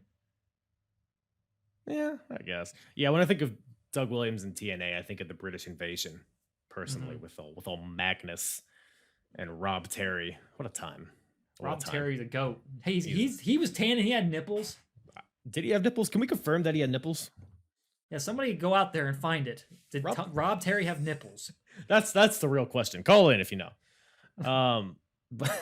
So actually, one nuance I forgot to bring up about this. So Daniels and Williams actually had a match a few months ago in Ring of Honor, and the stipulation for that match was that if Daniels won, Doug Williams could no longer shake hands in Ring of Honor. So and Daniels beat him, so Doug Williams hasn't been able to shake anybody's hand, which is just devastating. Mm-hmm. But Daniels said he's going to put that on the line again. So if Williams wins this, well, he can just shake anybody. He can shake your dick, shake your balls, shake anything he wants, really. Shake your booty. Shake your booty. Hey, Casey and the Sunshine Band, baby. Yep, absolutely. Managed to fit that into this. But so Doug Williams wins. You got Daniel's lifeless body on the ground. Doug just shakes his limp hand and just throws it on the ground. Just a cool moment at the end there. Mm-hmm. Badass match, though. I'll say that. Awesome stuff. So no more tag titles. No more FWA title. Hey, at least they have the Ring of Honor title. Foreshadowing. So they think. Yeah. But we'll close the show with that because that's very significant. Mm-hmm. But another thing, we were talking on Twitter a little bit, and you brought up, just like the early stages of a lot of these wrestlers that we saw. We've talked about it already a bunch, like AJ's and the Briscoes and all that. And were there any others that stuck out to you as like just interesting to see in their early stages? Hernandez. Yes, thank you. I had a specific bullet for Hernandez. Because I noticed that too. I'm like, I saw that. I'm like, very interesting choice of where they put him initially. Man, I didn't know Hernandez was in Ring of Honor at all until recently. Hot Stuff Hernandez is what he went by. A part of the Christopher Street connection. but he's not partaking in the activities. He comes out, he has the boa, but that's pretty much all of the Christopher Street that's in him, I suppose. That's the only thing that's in him. He probably said I'm not doing this other stuff. He let me go out there and just shit on everybody. Y'all do whatever stuff with the poppers and the making out. That's all you. And the air humping. Yeah. Oh man. What'd you think of the Christopher Street connection in their match? Mileage may vary. I'm assuming this is the first time you've seen them. Yes, and I was like, "What the hell am I watching?" The Bronco Buster. I guess like a slow motion Bronco Buster. There was a lot of teabagging in this match. There were a lot of balls to mouth. More than the average match. It's gay. I mean, it's hot off the heels off of Billy and Chuck. Although I think Christopher Street Connection was around before them. But a weird time for innovator of violence. But yeah, it's a weird time in society where it's like, oh, you're gay, you're a heel. But yeah. But I don't know how much long they last, but it was worth it to see Hernandez out there for sure. Hernandez looked like a freaking monster here. He was so much bigger than it's like, yeah. I mean, yeah, everybody else, like we said, it's early 2000s indies. You have a lot of small, slim shadies. You got a lot of baggy pants. You got a lot of flippity doodahs and skinny guys, and you just got Hernandez, which. If anybody, I mean, I know Hernandez initially from his run in TNA and LAX. I'm going to tell you this. He's just as big, if not bigger here in 2003 and moving around like a tank. Like the dude freaking jumped over the top rope. I know he did that in TNA a lot, but I'm like, my God. Yeah. Yeah. It's that same kind of dive that like Roman Reigns does on occasion where he'll just like leap, no hands, no feet over the top rope. I think it's more impressive when Hernandez does it. Oh, dude, he could have gone into the 5th row if he wanted to. I think he like limited himself on purpose. He shot himself out there like a lawn dart. Yeah. Dude, I'm just thinking because I think his finisher would be the cross power bomb that he would call the border toss. So I have a few jokes about that, but I'm gonna leave them in my head. Yeah, probably best you do that. But yeah, we talk about Punk, Raven, AJ, Joe, BJ Whitmer even. BJ Whitmer, yeah, he's still going today, right? He's out working he's a backstage at I think AEW. Yeah, the backstage guys too, like Steve Carino, backstage guy at WWE now. Christopher Daniels, I think he's backstage at AEW, right? He's still involved with that. Yeah, he is. I think he's talent relations guy. Yeah. And it was funny because we mentioned the AEW episode that was last night, so it's fresh off of that. Did you happen to notice Jay Lethal? I did not. He is a member of Special K. I can't believe I didn't see that. There was a lot going on, so I don't blame you. But there's 15 there was a lot of them with Mikey Whipwreck in there too, and I'm like, okay, there's a lot of people, a lot of stuff. A lot of drugs being used. But yes, and pixie sticks. Jay Lethal goes by Hydro, and he's one of the 78 guys in Special. Let's talk about Special K for a little bit. What did you think of their? I mean, we kind of touched on it a little bit. What did you think of their gimmick in general? What the hell? Exactly. So next thing, I'm like, what? Who greenlighted this? Did you know that they like drugs? Yeah, I know. I didn't have any idea. Not that they didn't mention it like 800 times on this. Yeah, it's like, oh, these guys use drugs though. They live in their parents' basements, and as soon as I saw Slim J, I'm like, he's Eminem. It's a wonder where he gets his name from. I got to make a comment on commentary here. I forget his name. It was Stevie, whatever. Somebody sounded like Jerry Seinfeld. Damn it! Now that's all I'm gonna hear. It was Chris Lovey, who is Gabe Sapolsky. It's Gabe Sapolsky, the owner, Ring of Honor. Is that what his position is? He's a higher up in Ring of Honor at some point, but he has like an alias. And I think he apologized actually for his commentary on there, like back recently. Oh, really? Did he? What did he Yeah. apologize for? I just the quality of it. Oh, at least he's aware, because his commentary is the worst thing my ears have heard before. But I'm sitting there, I'm like, this is Jerry Seinfeld. Oh my god, dude, his constant, like, it's Michael Cole used to do this too. Like when he started out, they would always be like, "Oh, I gotta talk like this," and "Oh, he's gonna hit the ropes," like that echoey, like reverb or whatever you want to call it, like for everything though, like everything from start to finish.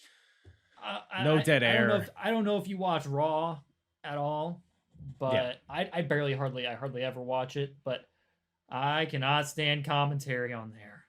It's yeah, for different reasons. It's like Jimmy Smith, he's passionate, but you gotta call the moves at some point. They don't allow you to, man. Vince is in his ear, like, God damn it, they don't care what a Saito suplex is. I want you to tell the emotions. Oh! That's pretty much 90% of the commentary. I love it. What a maneuver. He really hit him with that one. With what, Jimmy? With what? His penis? Sometimes. Speaking of penises, Mikey Whipwreck's here. You brought him up earlier. What did you think of Mikey Whipwreck's involvement in Special K? I didn't understand what the hell was going on. I don't so either. Confused. I still don't. I've was he seen. dressed like a pirate at some point? No, that's just what Mikey Whipwreck dresses like. I didn't understand this at all. The bandana and the. I was so confused. I'm like, was he dressed like a pirate? That's not. You don't want to hear that about yourself. That you look like a pirate. Well, he's Mikey Whipwreck. Oh, is that like a? Sounds like a dang pirate thing. Like shipwreck? Wait, yeah. Now that's also a question. Is Mikey Whipwreck a pirate? Man, have I just been missing it? I don't know. Well, he should have changed his name to the Shipper Snapper. Silence. It's not the whippersnapper, it's the shipper snapper. Yeah, I get it. That wasn't the issue. Yeah, Mikey what was the issue? Just you. So we got Mikey What Whipwreck the hell, here. man? I'm offended now. I'm personally hurt by this. You'll be fine. You'll survive. Well, Special K is certainly something special. They're not lying. But so Mikey Whipwreck, you said you don't understand it. I've seen every bit of show before this in Ring of Honor, so I have all the context. And I'm gonna tell you this: there's no fucking reason for Mikey Whipwreck to be there. Actually, you know what? No, I'll tell you this. So the last show, or the 1 year anniversary show in February, the main event was a 10-on-7 scramble match. Or I'm sorry, 10 on 7. Yes, they're all fighting each other at the same time. Mikey Whipwreck. What do you think? You have a problem with that? Is there an issue? I don't know what's going. I see. This is like with everything that's going on with Special K. This is par for the course. Yeah, no, it very much is. I mean, every member of Special K was in that match, which is why there's so many.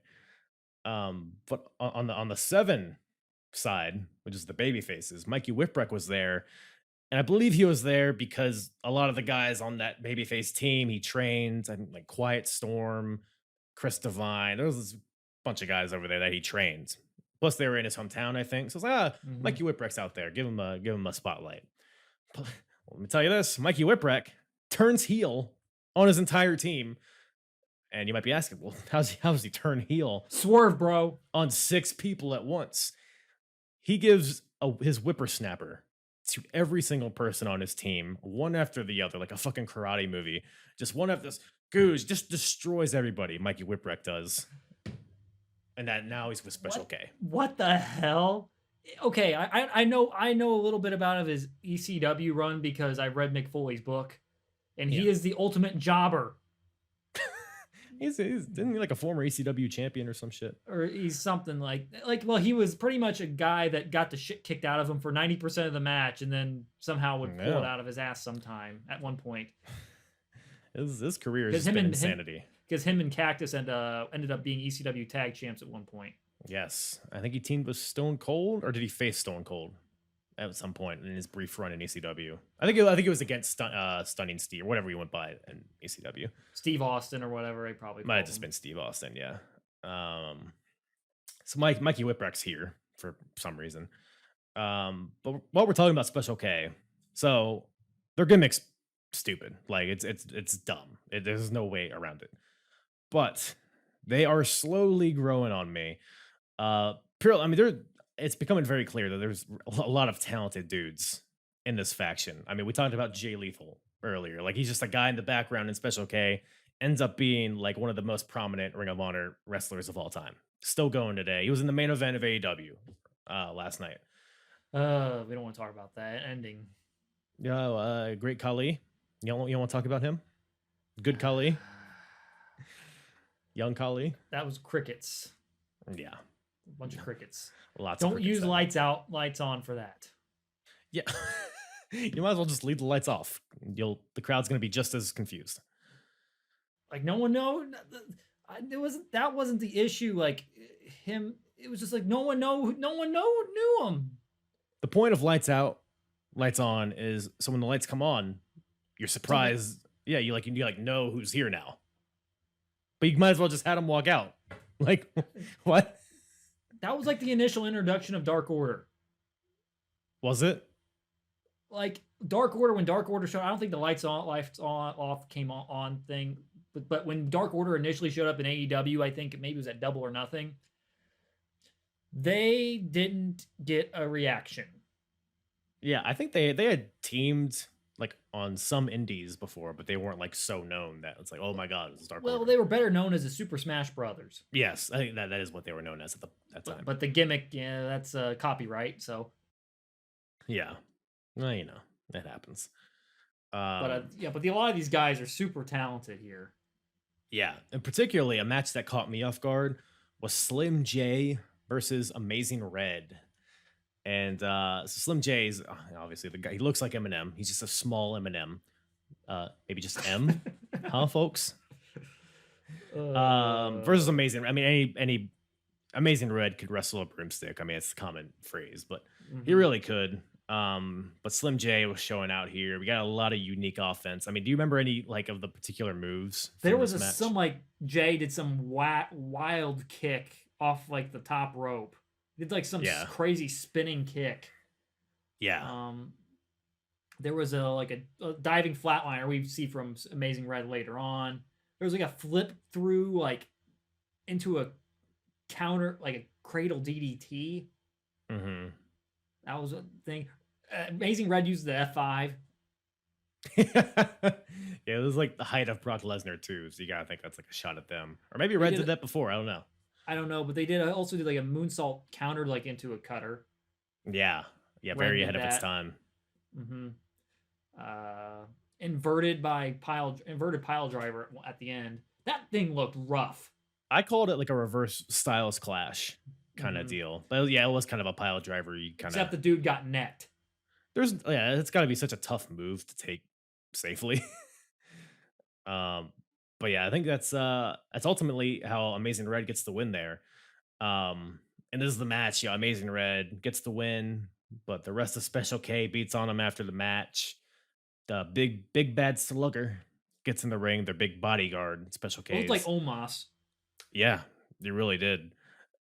Gets in there. He's about as big as Omos. Gets in there and gives the body bag to Amazing Red, and that takes him out of the number one contendership scramble, which is why, as we talked about earlier, is why AJ was by himself. So yeah. But it reminded me, did Omos get inspiration from this kind of like thing? Because he dresses almost the same in a way.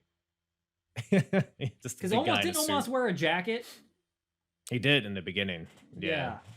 So I don't know. It kind of reminded me of Omos. Like, were they watching 2003 Ring of Honor? I'm sure that's exactly what they were. I mean, AJ and Omos were a tandem, so I'm sure that could have been an influence from AJ. But yeah, and then special K, the other special K match. It was the 6-man tag. So it was the Hit Squad and Low Key versus Special K. So the team of Angel Dust, Deranged, and Dixie.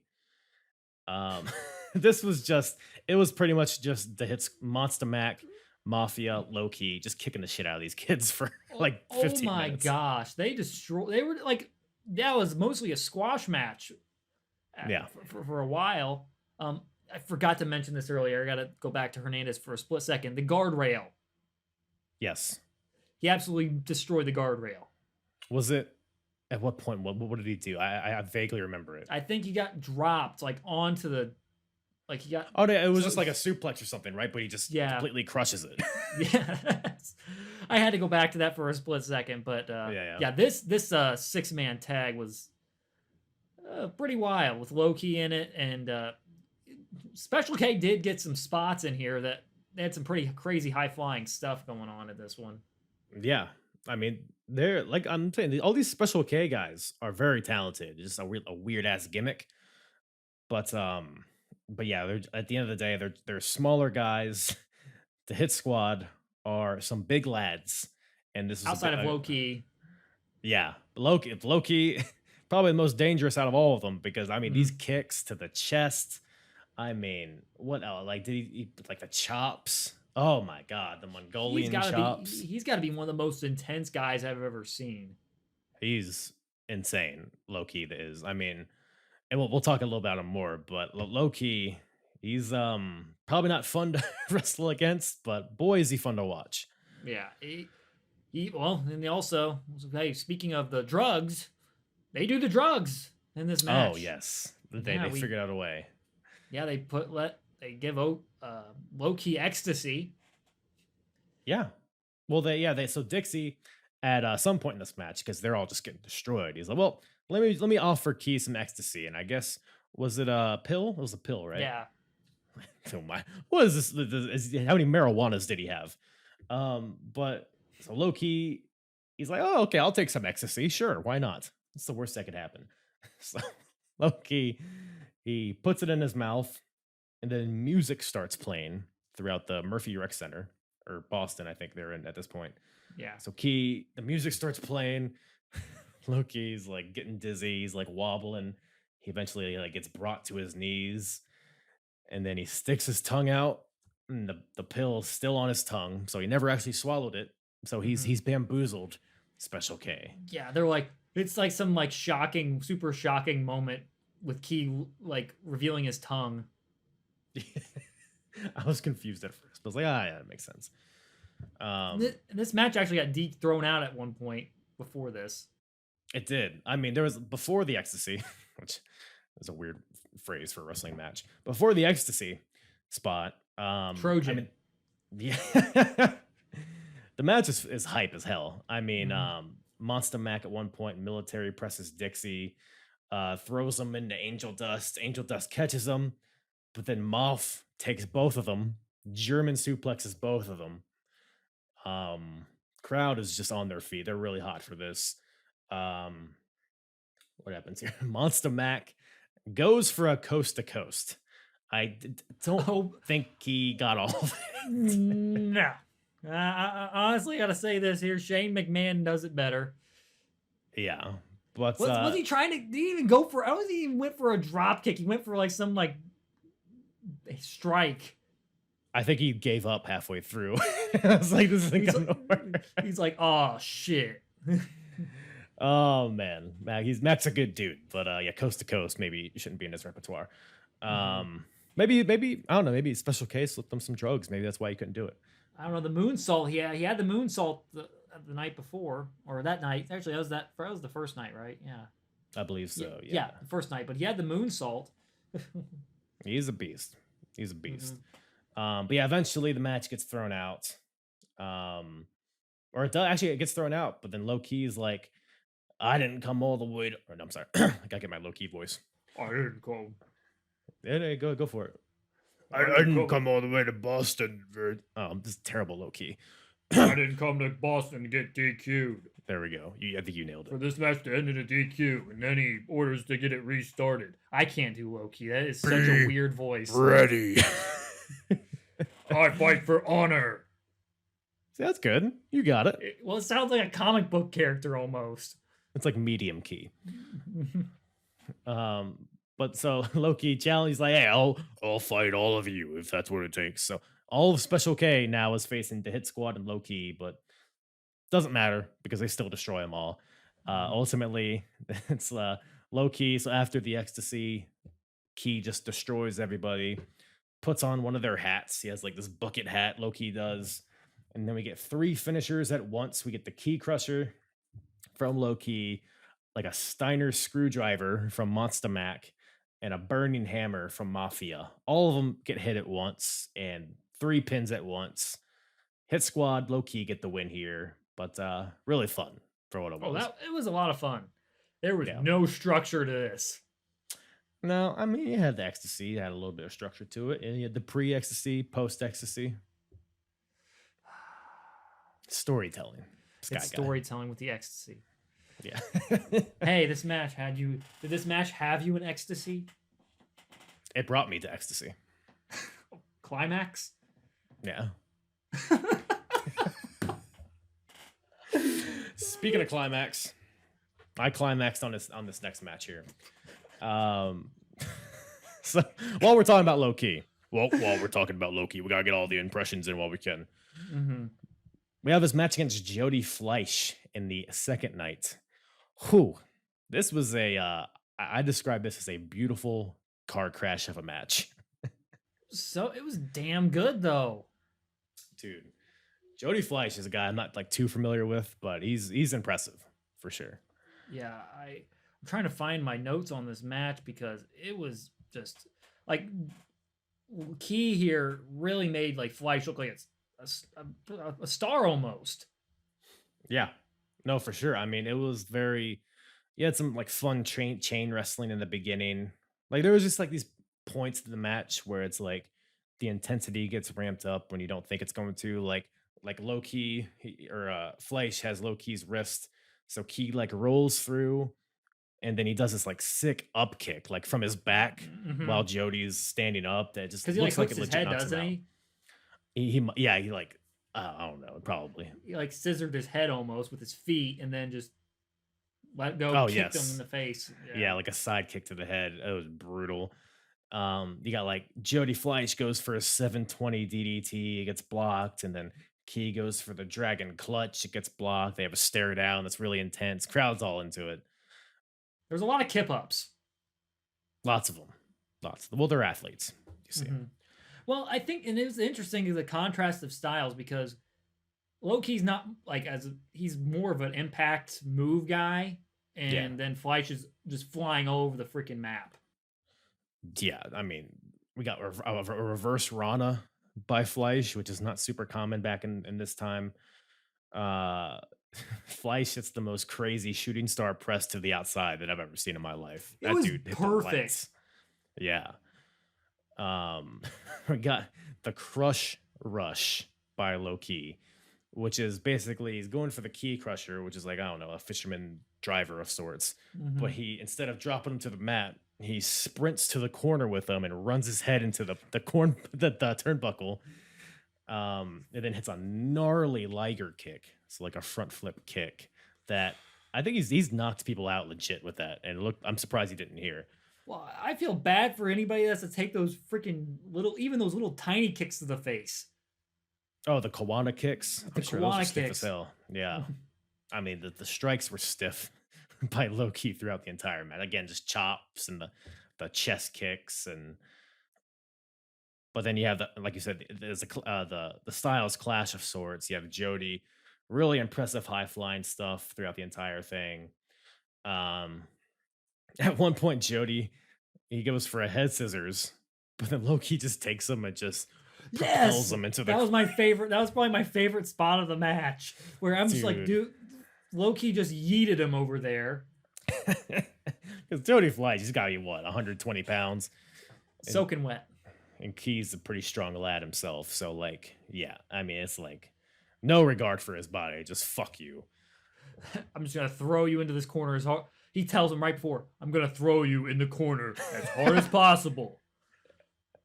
What'd you think of the shooting star pile driver? They were making it such a big deal, and I'm like, he barely landed it, but no, I was impressed nonetheless because the dude went for it, and he damn near landed it.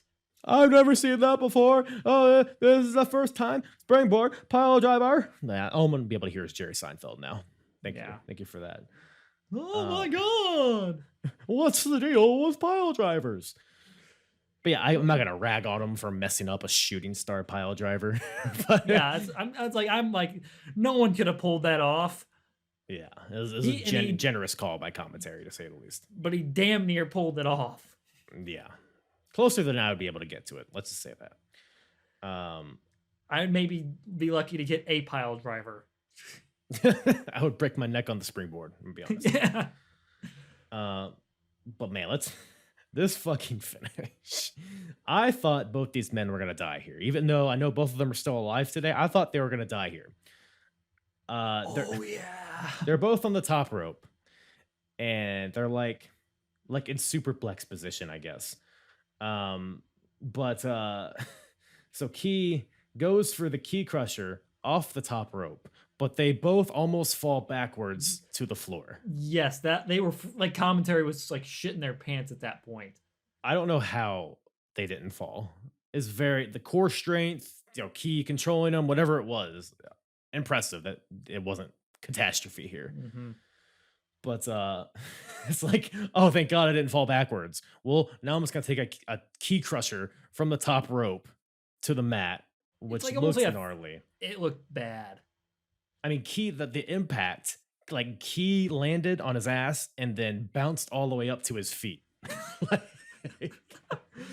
Like, I called it like a fisherman's buster Falcon arrow. Yeah, exactly. Pretty much. It was because the way it was set up was all like that, looked like that.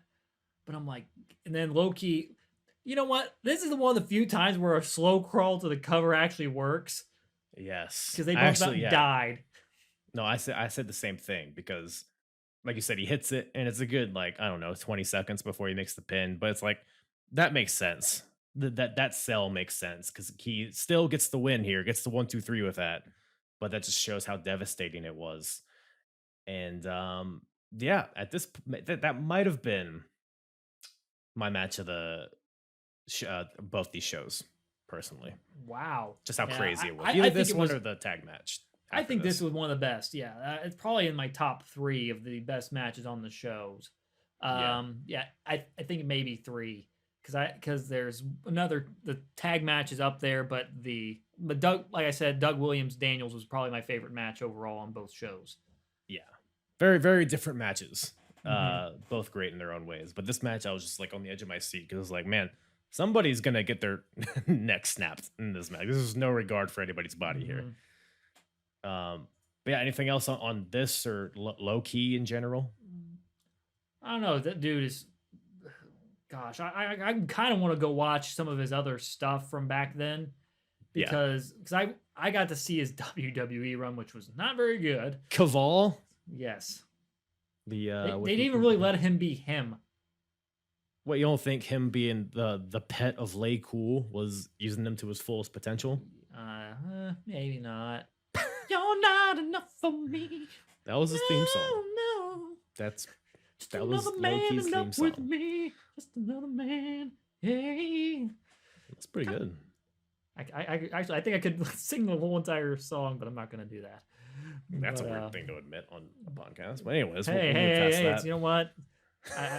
That song's been used for multiple people, but that match was wild. But this era of low-key, God, this may be, I don't know what your thoughts are, but this could be peak low-key. Yeah, I mean, he had a pretty good run in TNA, but I think it's definitely less significant than the stuff he did in Ring of Honor, for sure.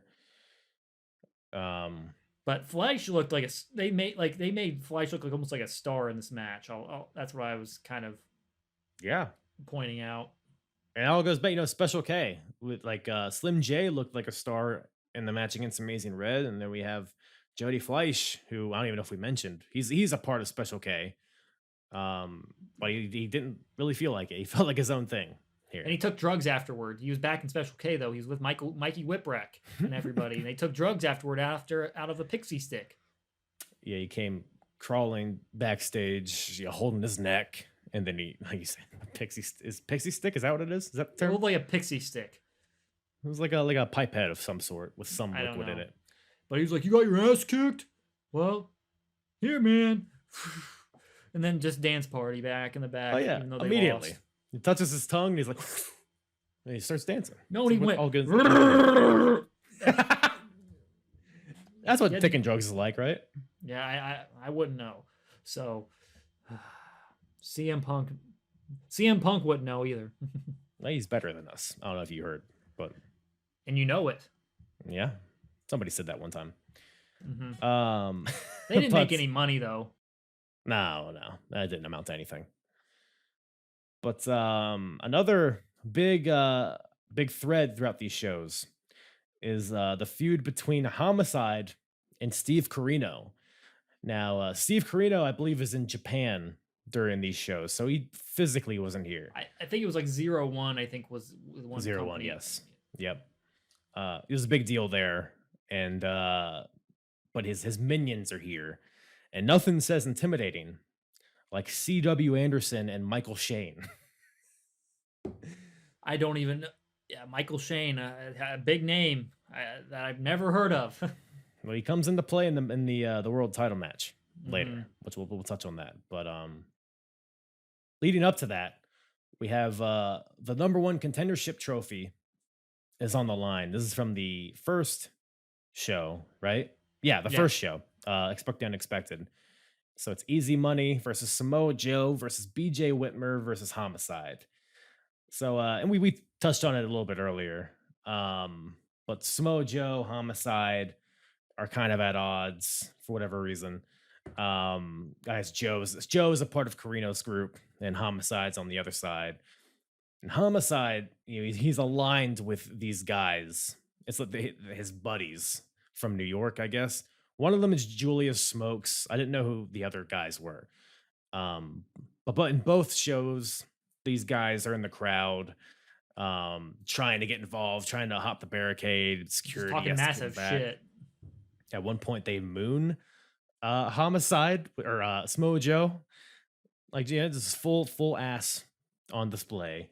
Just fun. Do you not watch Samoa Joe matches? He will smack the shit out of you. I'm He sure will that's smack coming. that ass. Yeah, he will. That's what he's known for. But yeah, the #1 contendership match. I don't know if you had any notes on that, but again, a very entertaining match.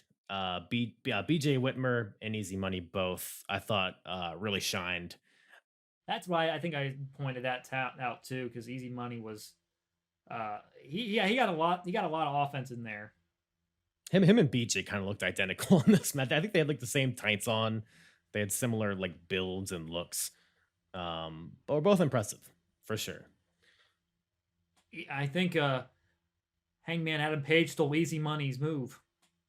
Like he has the I don't know if he did them both here, but the Deadeye and the Buckshot Lariat. Easy Money does both of those things. I did write one thing down. It's an interesting point. We did talk about nipples earlier. Money did grab a Sure. nipple at one point. Oh, he did. He did a He titty did. twister. Onto was it Joe? I don't know who, but it was he did grab a nipple at one point. There was We'll a go nipple back and grab. review the tapes. Yeah, very crucial element there. But Easy Money's finishing move, the X-Plex. no, that's not what it's called. What's it called? The cha-ching is Easy Money. You should have called it the money shot. That's already taken, Val. The big Valboski. I'm- Ooh, hello, ladies. I don't always come, but yes, I do. But so Joe eventually wins by choking out Easy Money. Now he's the #1 contender for the ROH title, and he'll face Xavier at the next show. It's at this point, Julius Smokes and the other guys get pulled back by security, and the locker room empties to keep them apart from Joe and all them. Gabe Sapolsky's out there screeching, "Oh, get these guys out of here!" They throw him out, and yeah, what'd you think of that little deal? I had no idea what was going on for most of it. I didn't really either, honestly. I was just like, what's that? I know there's a brawl going on, and Joe's losing his mind here. Yeah, And they're trying to like cut to the camera outside, and they're not really doing anything. You can't see anything. well, it's real. You know, it's raw. Yeah, This is pro wrestling. Yeah, Monday Night Raw. Or it's effing raw, like Gordon Ramsay. Didn't think Gordon Ramsay was going to make an appearance on the show, but you never know what's going to happen. Never gonna know. Never know on the Apron Bump podcast. That's what they say. But we're finally at the point that everybody's been waiting for. Jack Victory is here, ladies and gentlemen. You got a problem with Jack Victory? What the hell was he doing here? Did they it's like, all right, guys, we have no other option. We got to throw Jack Victory out here, who did absolutely nothing in this match. He did less than nothing. So this is the second show. So we got the Hit Squad and Homicide versus the group. And the group at this point, because Carino's not here, consists of C.W. Anderson and Samoa Joe. And Samoa Joe is doing like double or triple duty on this show. So it's just two of them. And at one point, again, you have the guys in the crowd and a lot of hullabaloo and shenanigans. It's like a riot again. But Jack Victory is one of the guys in the crowd. He's out there in his black jeans and a black turtleneck, it seemed to be like. Big guy, I guess. I don't know a lot. I understand he was a big deal in ECW, or I don't even know if he was a big deal. He worked with Carino. He was Carino's manager. Okay, so there's a tie in there. So there's Steve Carino's, yeah. Yeah. But like you said, he's and it's like a street fight, pretty much. I mean, he hits some people with like trash can lids or whatever, but not a lot done by Jack Victory here. I noted that it's still crazy that Joe can still do that suicide dive 20 years later almost. Yeah, no, it always looked, because he would always, first of all, he's just a large man. Like, it's just an Airbus coming at you, but he would always, do a forearm or a headbutt, something to really make it impactful. You got C.W. Anderson's out there. He does a really impressive spine buster to Mafia. Homicide hits an ace crusher on C.W. Anderson. Jack Victory's there. But He's there. He's still here somewhere, I think. But then out comes Becky Bayless. You familiar with Becky Bayless? I think I've heard the name, actually, but that's about it. I think she's sticks around in Ring of Honor for a while. I know she was very prominent on the indies. But she's here making her debut and attacking Simply Luscious, who was out there with the group. This is Steve Carino's girlfriend here. So Becky and Luscious go at it. Luscious she runs away from Becky, gets in the ring, only to be met by Homicide, who gives Simply Luscious a cop killer. She took it like a champ, though. I'll say that. That is one of my favorite finishers. Oh, it's brutal. The vertebraker. Yeah. Shout out Shane Helms. Hell yeah, the master of it. But no, dude, that was like, I was the most shocking one. I don't know what happened, but that was one of the wildest spots of the show. On both shows, it's like, Jesus. Yeah, it was gnarly. Like I said, this feeling like every match is just people getting dropped on their heads and necks, and you gotta do what you gotta do to make a name for yourself, I guess. But and Homicide's still going strong now. Yeah. Where's he at nowadays? I don't know. He's just kind of independent. Yeah, pops from indies. I know he worked at the Hammerstein Ballroom show for GCW against Mox. That's what. Yeah, I was about to say I've seen him recently.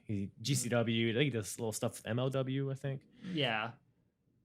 Even popped in at AEW. I think during like what Chris Jericho's or Eddie Kingston. It was Eddie Kingston. Eddie Kingston when they were at Arthur Ashe. Yes. He popped up. Love Homicide. He was in the old TNA video game, the one TNA video game they ever came out with. He was my favorite guy to use. Because the roster only had like 8 people in it. Well, I played through the entire story mode on my PSP. I got all the way through it. I had no memory stick either. Wow. So wait, you just play it all at once? No, I could shut it off and then I turn it back on and it would go back to right where I was at. You just love living life on the edge, don't you? Yes, the razor's edge. Shout out Scott Hall. Too sweet, me brother. But yeah, he was my favorite guy to use on it because the move, in that game's called the Gringo Killer. That's right. Which for some reason is better than Cop Killer. But dude, that finisher was almost like you can almost never kick out of that. Yeah. When you had the guy at a certain health, like literally no one would kick out of it. Right. Cody tries to bring it back. Well, I guess he's probably not anymore. Now he's in WWE, but well, he was teasing the Tiger Driver 98 at Mania. He did a powerbomb, so that's what we're at. It was still a really good match, though. I'll give Cody credit there. I like Cody. I'm a full disclosure. I really enjoy Cody Rhodes. Like I'm a fan of him. But you're a Cody maniac. Yeah, I love Cody. I really do. But like his stuff at the end of AEW was certainly head scratching, to say the least. He never evolved. No. Hopefully that changes in WWE. Well, if they don't do that, they're going to get the same result. Well, keep Randy off screen. That's step one. But yeah, but Brandy's not here either. Stupid. But this match eventually gets thrown out. I think C.W. Anderson hits somebody with a spine buster on a trash can. Homicide with a spine buster on a trash can. So it's at that point the match gets thrown out. So I guess it's no disqualification, but people are just hitting each other with weapons throughout. But then the ref eventually is like, it's not even really a match almost. It's more of just like a brawl. We do get the biggest weapon here coming out soon. And then a group of guys storm the ring. I think Julius Smokes is in there. I should know the rest of the guys, but it's a bunch of other guys. And then one of the guys, I don't know if you know his name or not, but he has a machete. Storms the ring with a big ass machete, trying to decapitate people for wrestling. So that's where we're at here. That was one of the wildest weapon choices I've ever seen. It was just a lot of things in a row. You have Luscious taking the Cop Killer. You have C.W. Anderson and Jack Victory out there. And then now you have a machete. So it was like, well, bring up. It's like, all right, we're going to see a murder here. This escalated quickly. Yeah, that was, gosh. That's what happens when you get yourself in a tussle. A tussle. You would describe this match as a tussle. That was more like a, what would you want to say? Car crash. That's a better way to put it. Yes, quite literally. But yeah, any other thoughts on Homicide, Carino's group, or Jack Victory? I would not. I could go without seeing Jack Victory match for the rest of my life. Yeah, I'm pretty set on Jack Victory, personally. He's the GOAT. He's closer to a literal GOAT than he is the greatest of all time. Mm-hmm. So. No offense to him, he's just not a wrestler. No, I full mean my offense. Fuck Jack Victory. But anyways, that's a move, man. That's the move. But maybe another candidate for match of the night is the Ring of Honor tag team title match from Night of Champions. We got the new champions AJ Styles and Amazing Red versus the Briscoes, Jay and Mark, their first time ever teaming together. Mark is now 18, and they had a whole feud in 2002. Mark even joined the Prophecy at one point, but that's all in the past. And now they are a team. And thank God, because they created some magic. I mean, just in their first match. I mean, I'm sure they've teamed together in other places, but their debut tag team match in Ring of Honor. And granted, I mean, they have great dancing partners in AJ Styles and Amazing Red, but this match is just amazing from start to finish. They hold up their end of the bargain.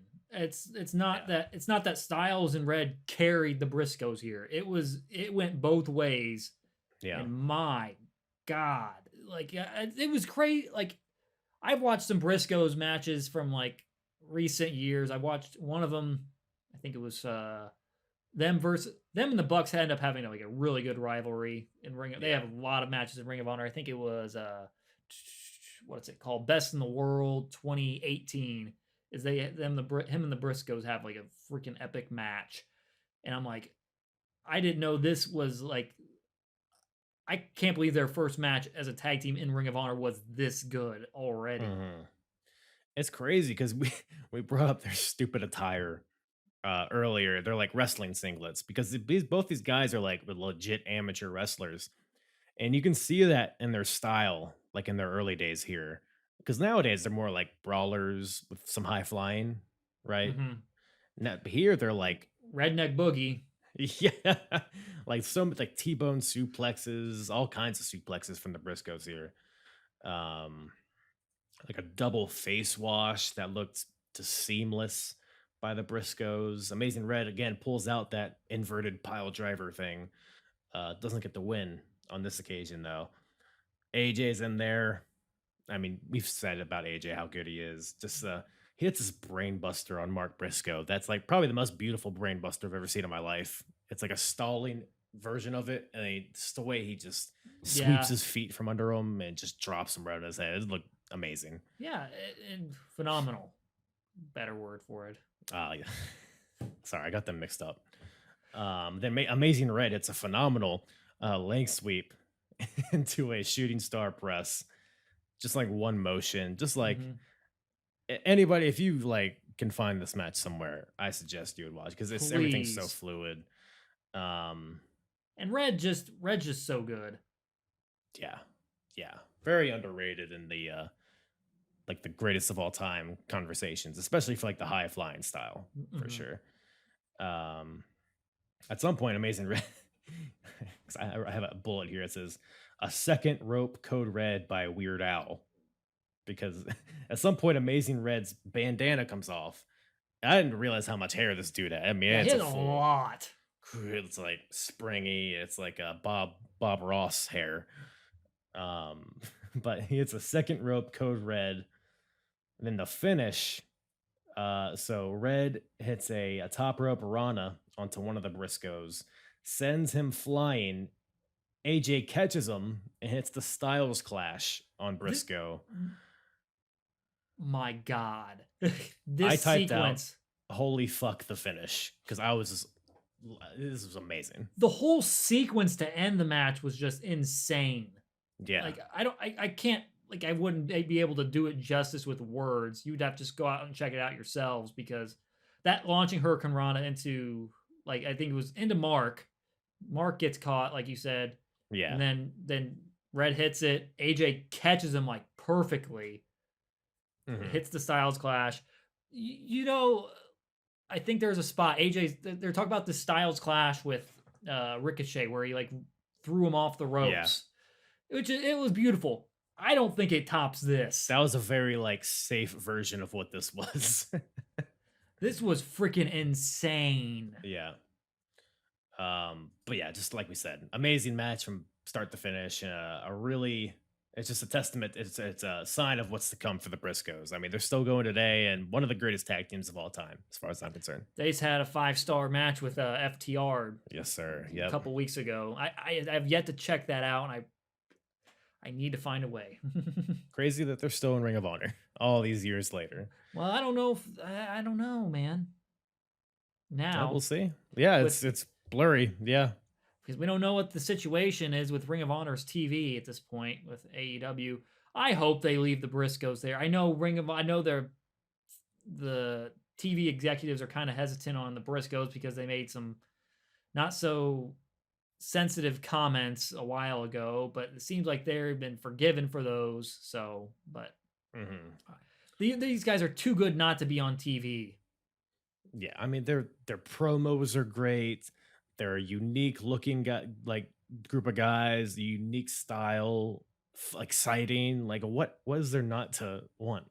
I don't understand it. Like they have a really unique look to them, but they're just so they just feel like legit. Like they feel credible. They're badasses. Yeah. Like I don't know, man. I don't know, but I hope they remain in Ring of Honor, because those guys are like a staple. They never left. They're Hall of Famers in Ring of Honor, right? Yeah, but they from like what, the first show until the last show they were there. I think I could be wrong on this. I think the first match in Ring of Honor history was Jay Briscoe versus Amazing Red, I think I want to say. Which is funny because they were both in this match. I don't know if it was it was one of the first matches for sure. But they're like day one guys pretty much. So yeah, they never left. for sure. Testament to those guys. But yeah, this was one of the top matches I saw from both these shows. Definitely, I think the best tag match for sure. And it's just crazy to see how these guys are so young. Like, what Red's Right. like 20, Red's like 21 here. Red's 21, Mark's 18, Jay's 19. AJ's probably in his mid 20s here. Mm-hmm. Insane. Yeah, I mean, especially the Briscoes, because you like look at them now versus what they look like here is just like night and day, but still just as talented today. No doubt. And I misspoke earlier. I said that what we were all waiting for was Jack Victory, but in reality, what everybody's been waiting for is Samoa Joe's tights. Let's talk about them. Thoughts? What the hell was that? Samoa Joe should never wear tights ever again. Well, I mean, long tights. Long tights. It looked. I don't know why it's weird. Like I don't know why he looks better in short tights, but he does. It's like almost the short tights are almost like Muay Thai shorts in a way. Yeah, It's because he actually does wear Muay Thai shorts at one point in his career. I think he does TNA now, run. right? They're kind of like big Muay Thai shorts. Yeah. Yeah. So, but yeah, him without him in those, I don't know what. The color scheme was horrible. It reminded me of when Shawn Michaels won the world title in Elimination Chamber. The poop colored.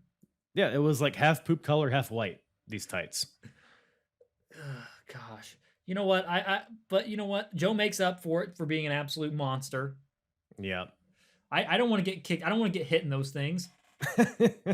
Dude, I mean, yeah, Samoa Joe had he had a lot of matches in these two shows, including that number one contender 4-way that we talked about earlier, which is what got him the main event of the second night. Xavier is defending the Ring of Honor title against Samoa Joe. And before the match starts, Michael Shane comes out and gives Christopher Daniels a super kick. And I should mention, Christopher Daniels and Allison Danger are out there with Xavier, the Prophecy. So before the match starts, Michael Shane and C.W. Anderson come out. Michael Shane gives Christopher Daniels a super kick. C.W. Anderson just punches Allison Danger. Yeah, I know. Like more male on female violence here. This is great. For some reason, it just feels way more jarring to see a punch to the face than a cop killer. I don't know what it is. I don't know. It was just very weird watching it. Yeah. Especially just that time. Right. Yeah. Because we see a lot of intergender matches now. That's like more commonplace now. But then watching it's like, for some reason, you kind of just cringe. You're like, what's going on here? It's like C.W. Anderson's doing it. It's like, he's enjoying this too much. Mm-hmm. But yeah, this main event here, Joe versus Xavier, it felt like maybe the crowd's like exhausted. Plus like Xavier might be legit concussed. I don't know. Joe's selling the neck from his previous match. So there's a lot of variables at play. It felt like not a lot happened during this match. Yeah, that one spot where Joe sits him on the chair and literally kicks his head into the guardrail. Yeah. And Joe didn't it wasn't like some little 15-foot running star. No, he was on the other side of the ring. Yeah. And sprinted all the way down and kicked Xavier right in the mush. Yeah, no, he was at terminal velocity for sure. He got all the impact from that face wash into the barricade. No pun intended. Yeah. I think at one point Xavier though, he does bust out a suicide dive DDT, which is pretty impressive. We see Sami Zayn use later on. Yeah, exactly. Or El Generico. I don't know why you're acting like they're the same person. Yeah. Well, one of them's where is El Generico at right now? He's in parts unknown, I think. That's where he vacations. Is he also with the Fiend there then? Yeah, and Mantar and all those guys. So okay. The Bastion Booger. What a cast of characters. What a party The those guys have. Goon.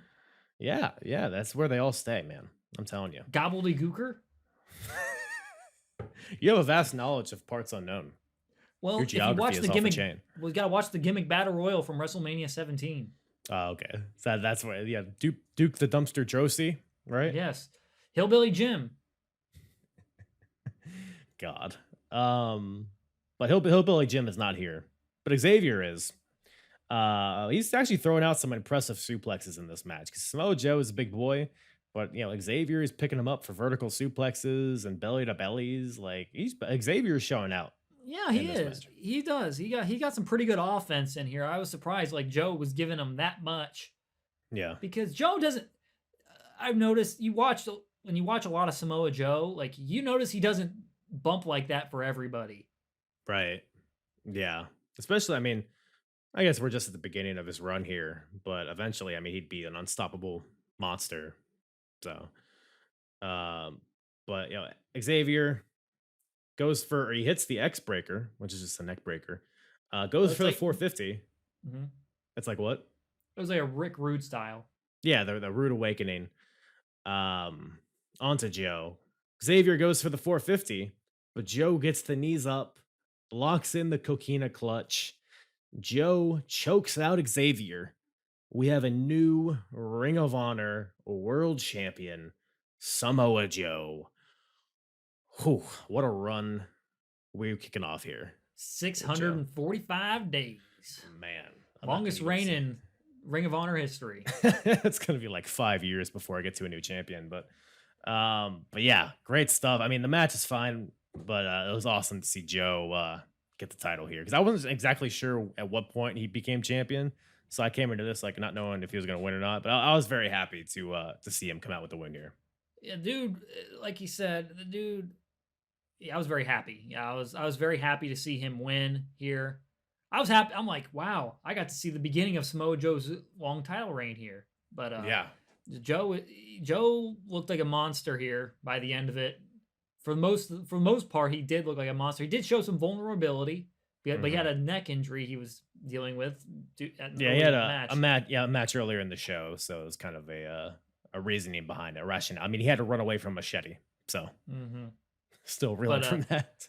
But I thought this was a pretty serviceable main event. It was decent. It got to the point. It got to the point where we knew it kind of had a feeling Joe was going to win here, even if you didn't know the result at the beginning.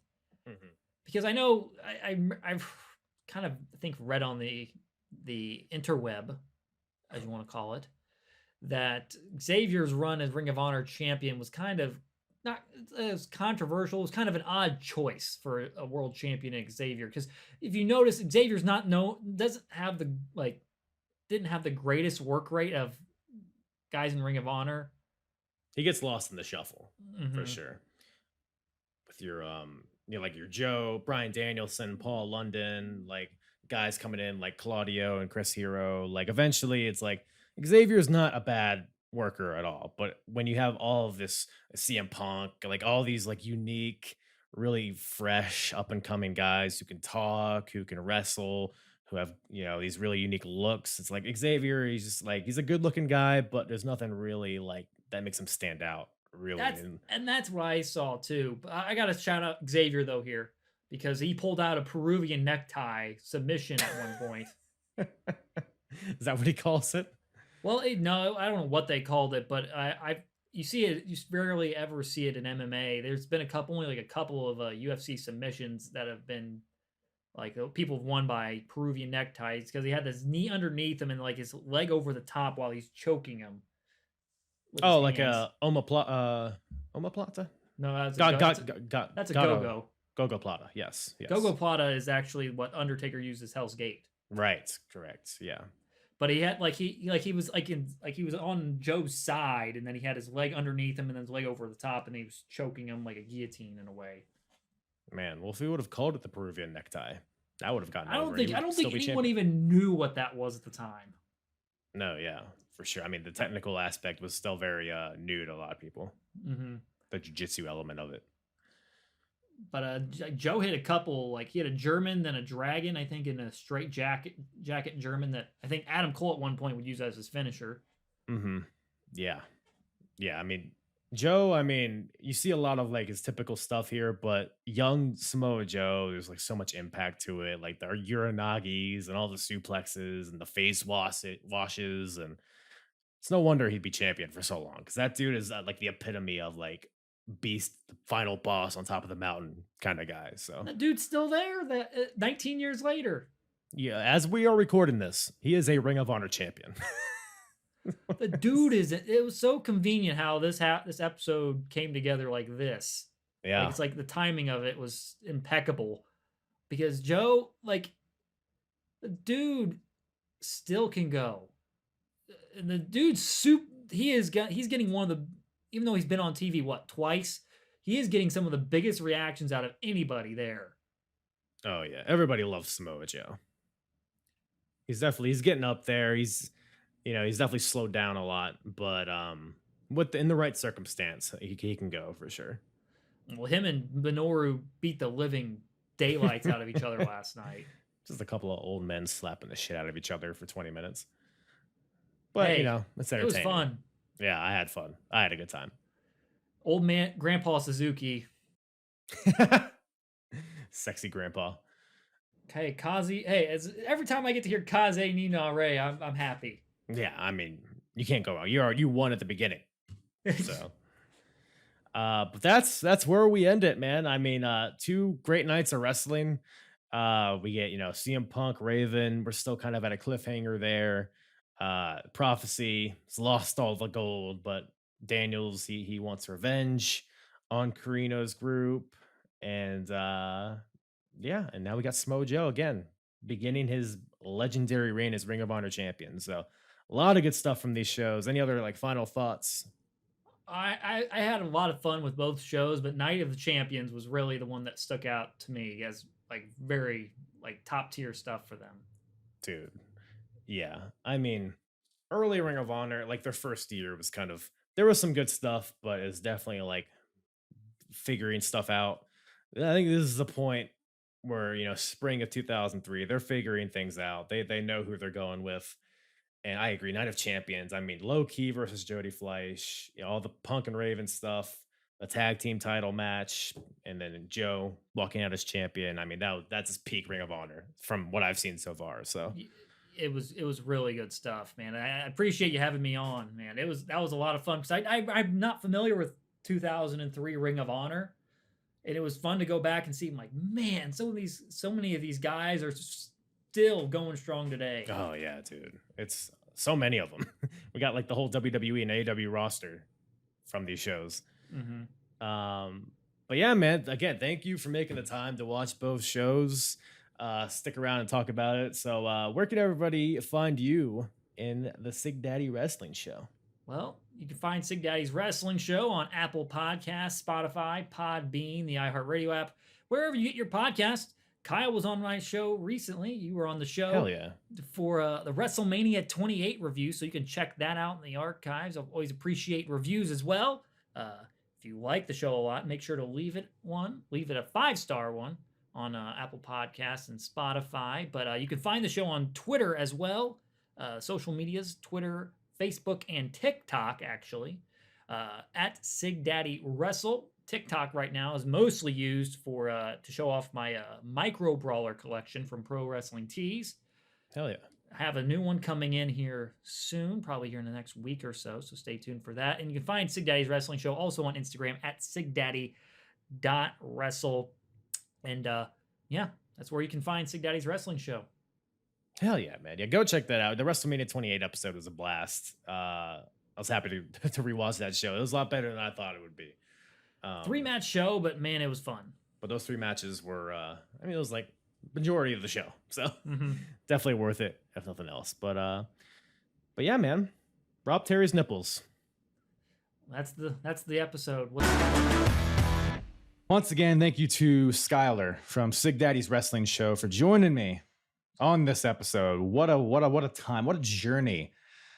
Traveling in Ring of Honor 2003, March of 2003 specifically. Go check out Skylar and the Sigdaddy's Wrestling Show wherever you listen to podcasts. All of his info in the description below. Really good dude, really fun podcast. And check out all my full episodes all my merch, all the hullabaloo. I just had Teddy Long Tourette's there. Holla, holla, holla. Shut up, Kyle. Apronbump.com for all my full episodes. Wherever you listen, check out the YouTube as well if you're not, currently watching it on there. Hit the.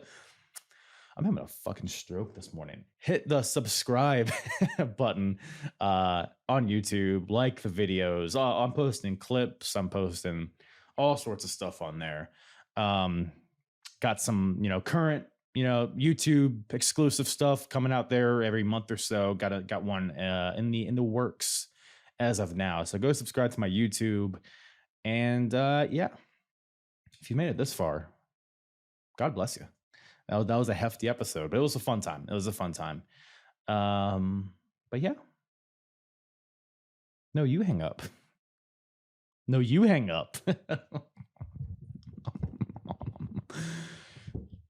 Yeah, I'm still drinking this coffee, by the way, 2 hours later and it's still hot. What are the odds? Long-term storytelling. It's Meow Tai. Did you hear it in the beginning? Meow Tai. It's like Muay Thai, but meows.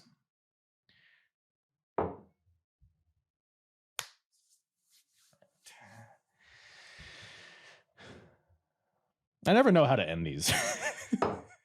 How do you how do I just say bye? Like I'm 120 episodes in. I'm like, how do I leave this?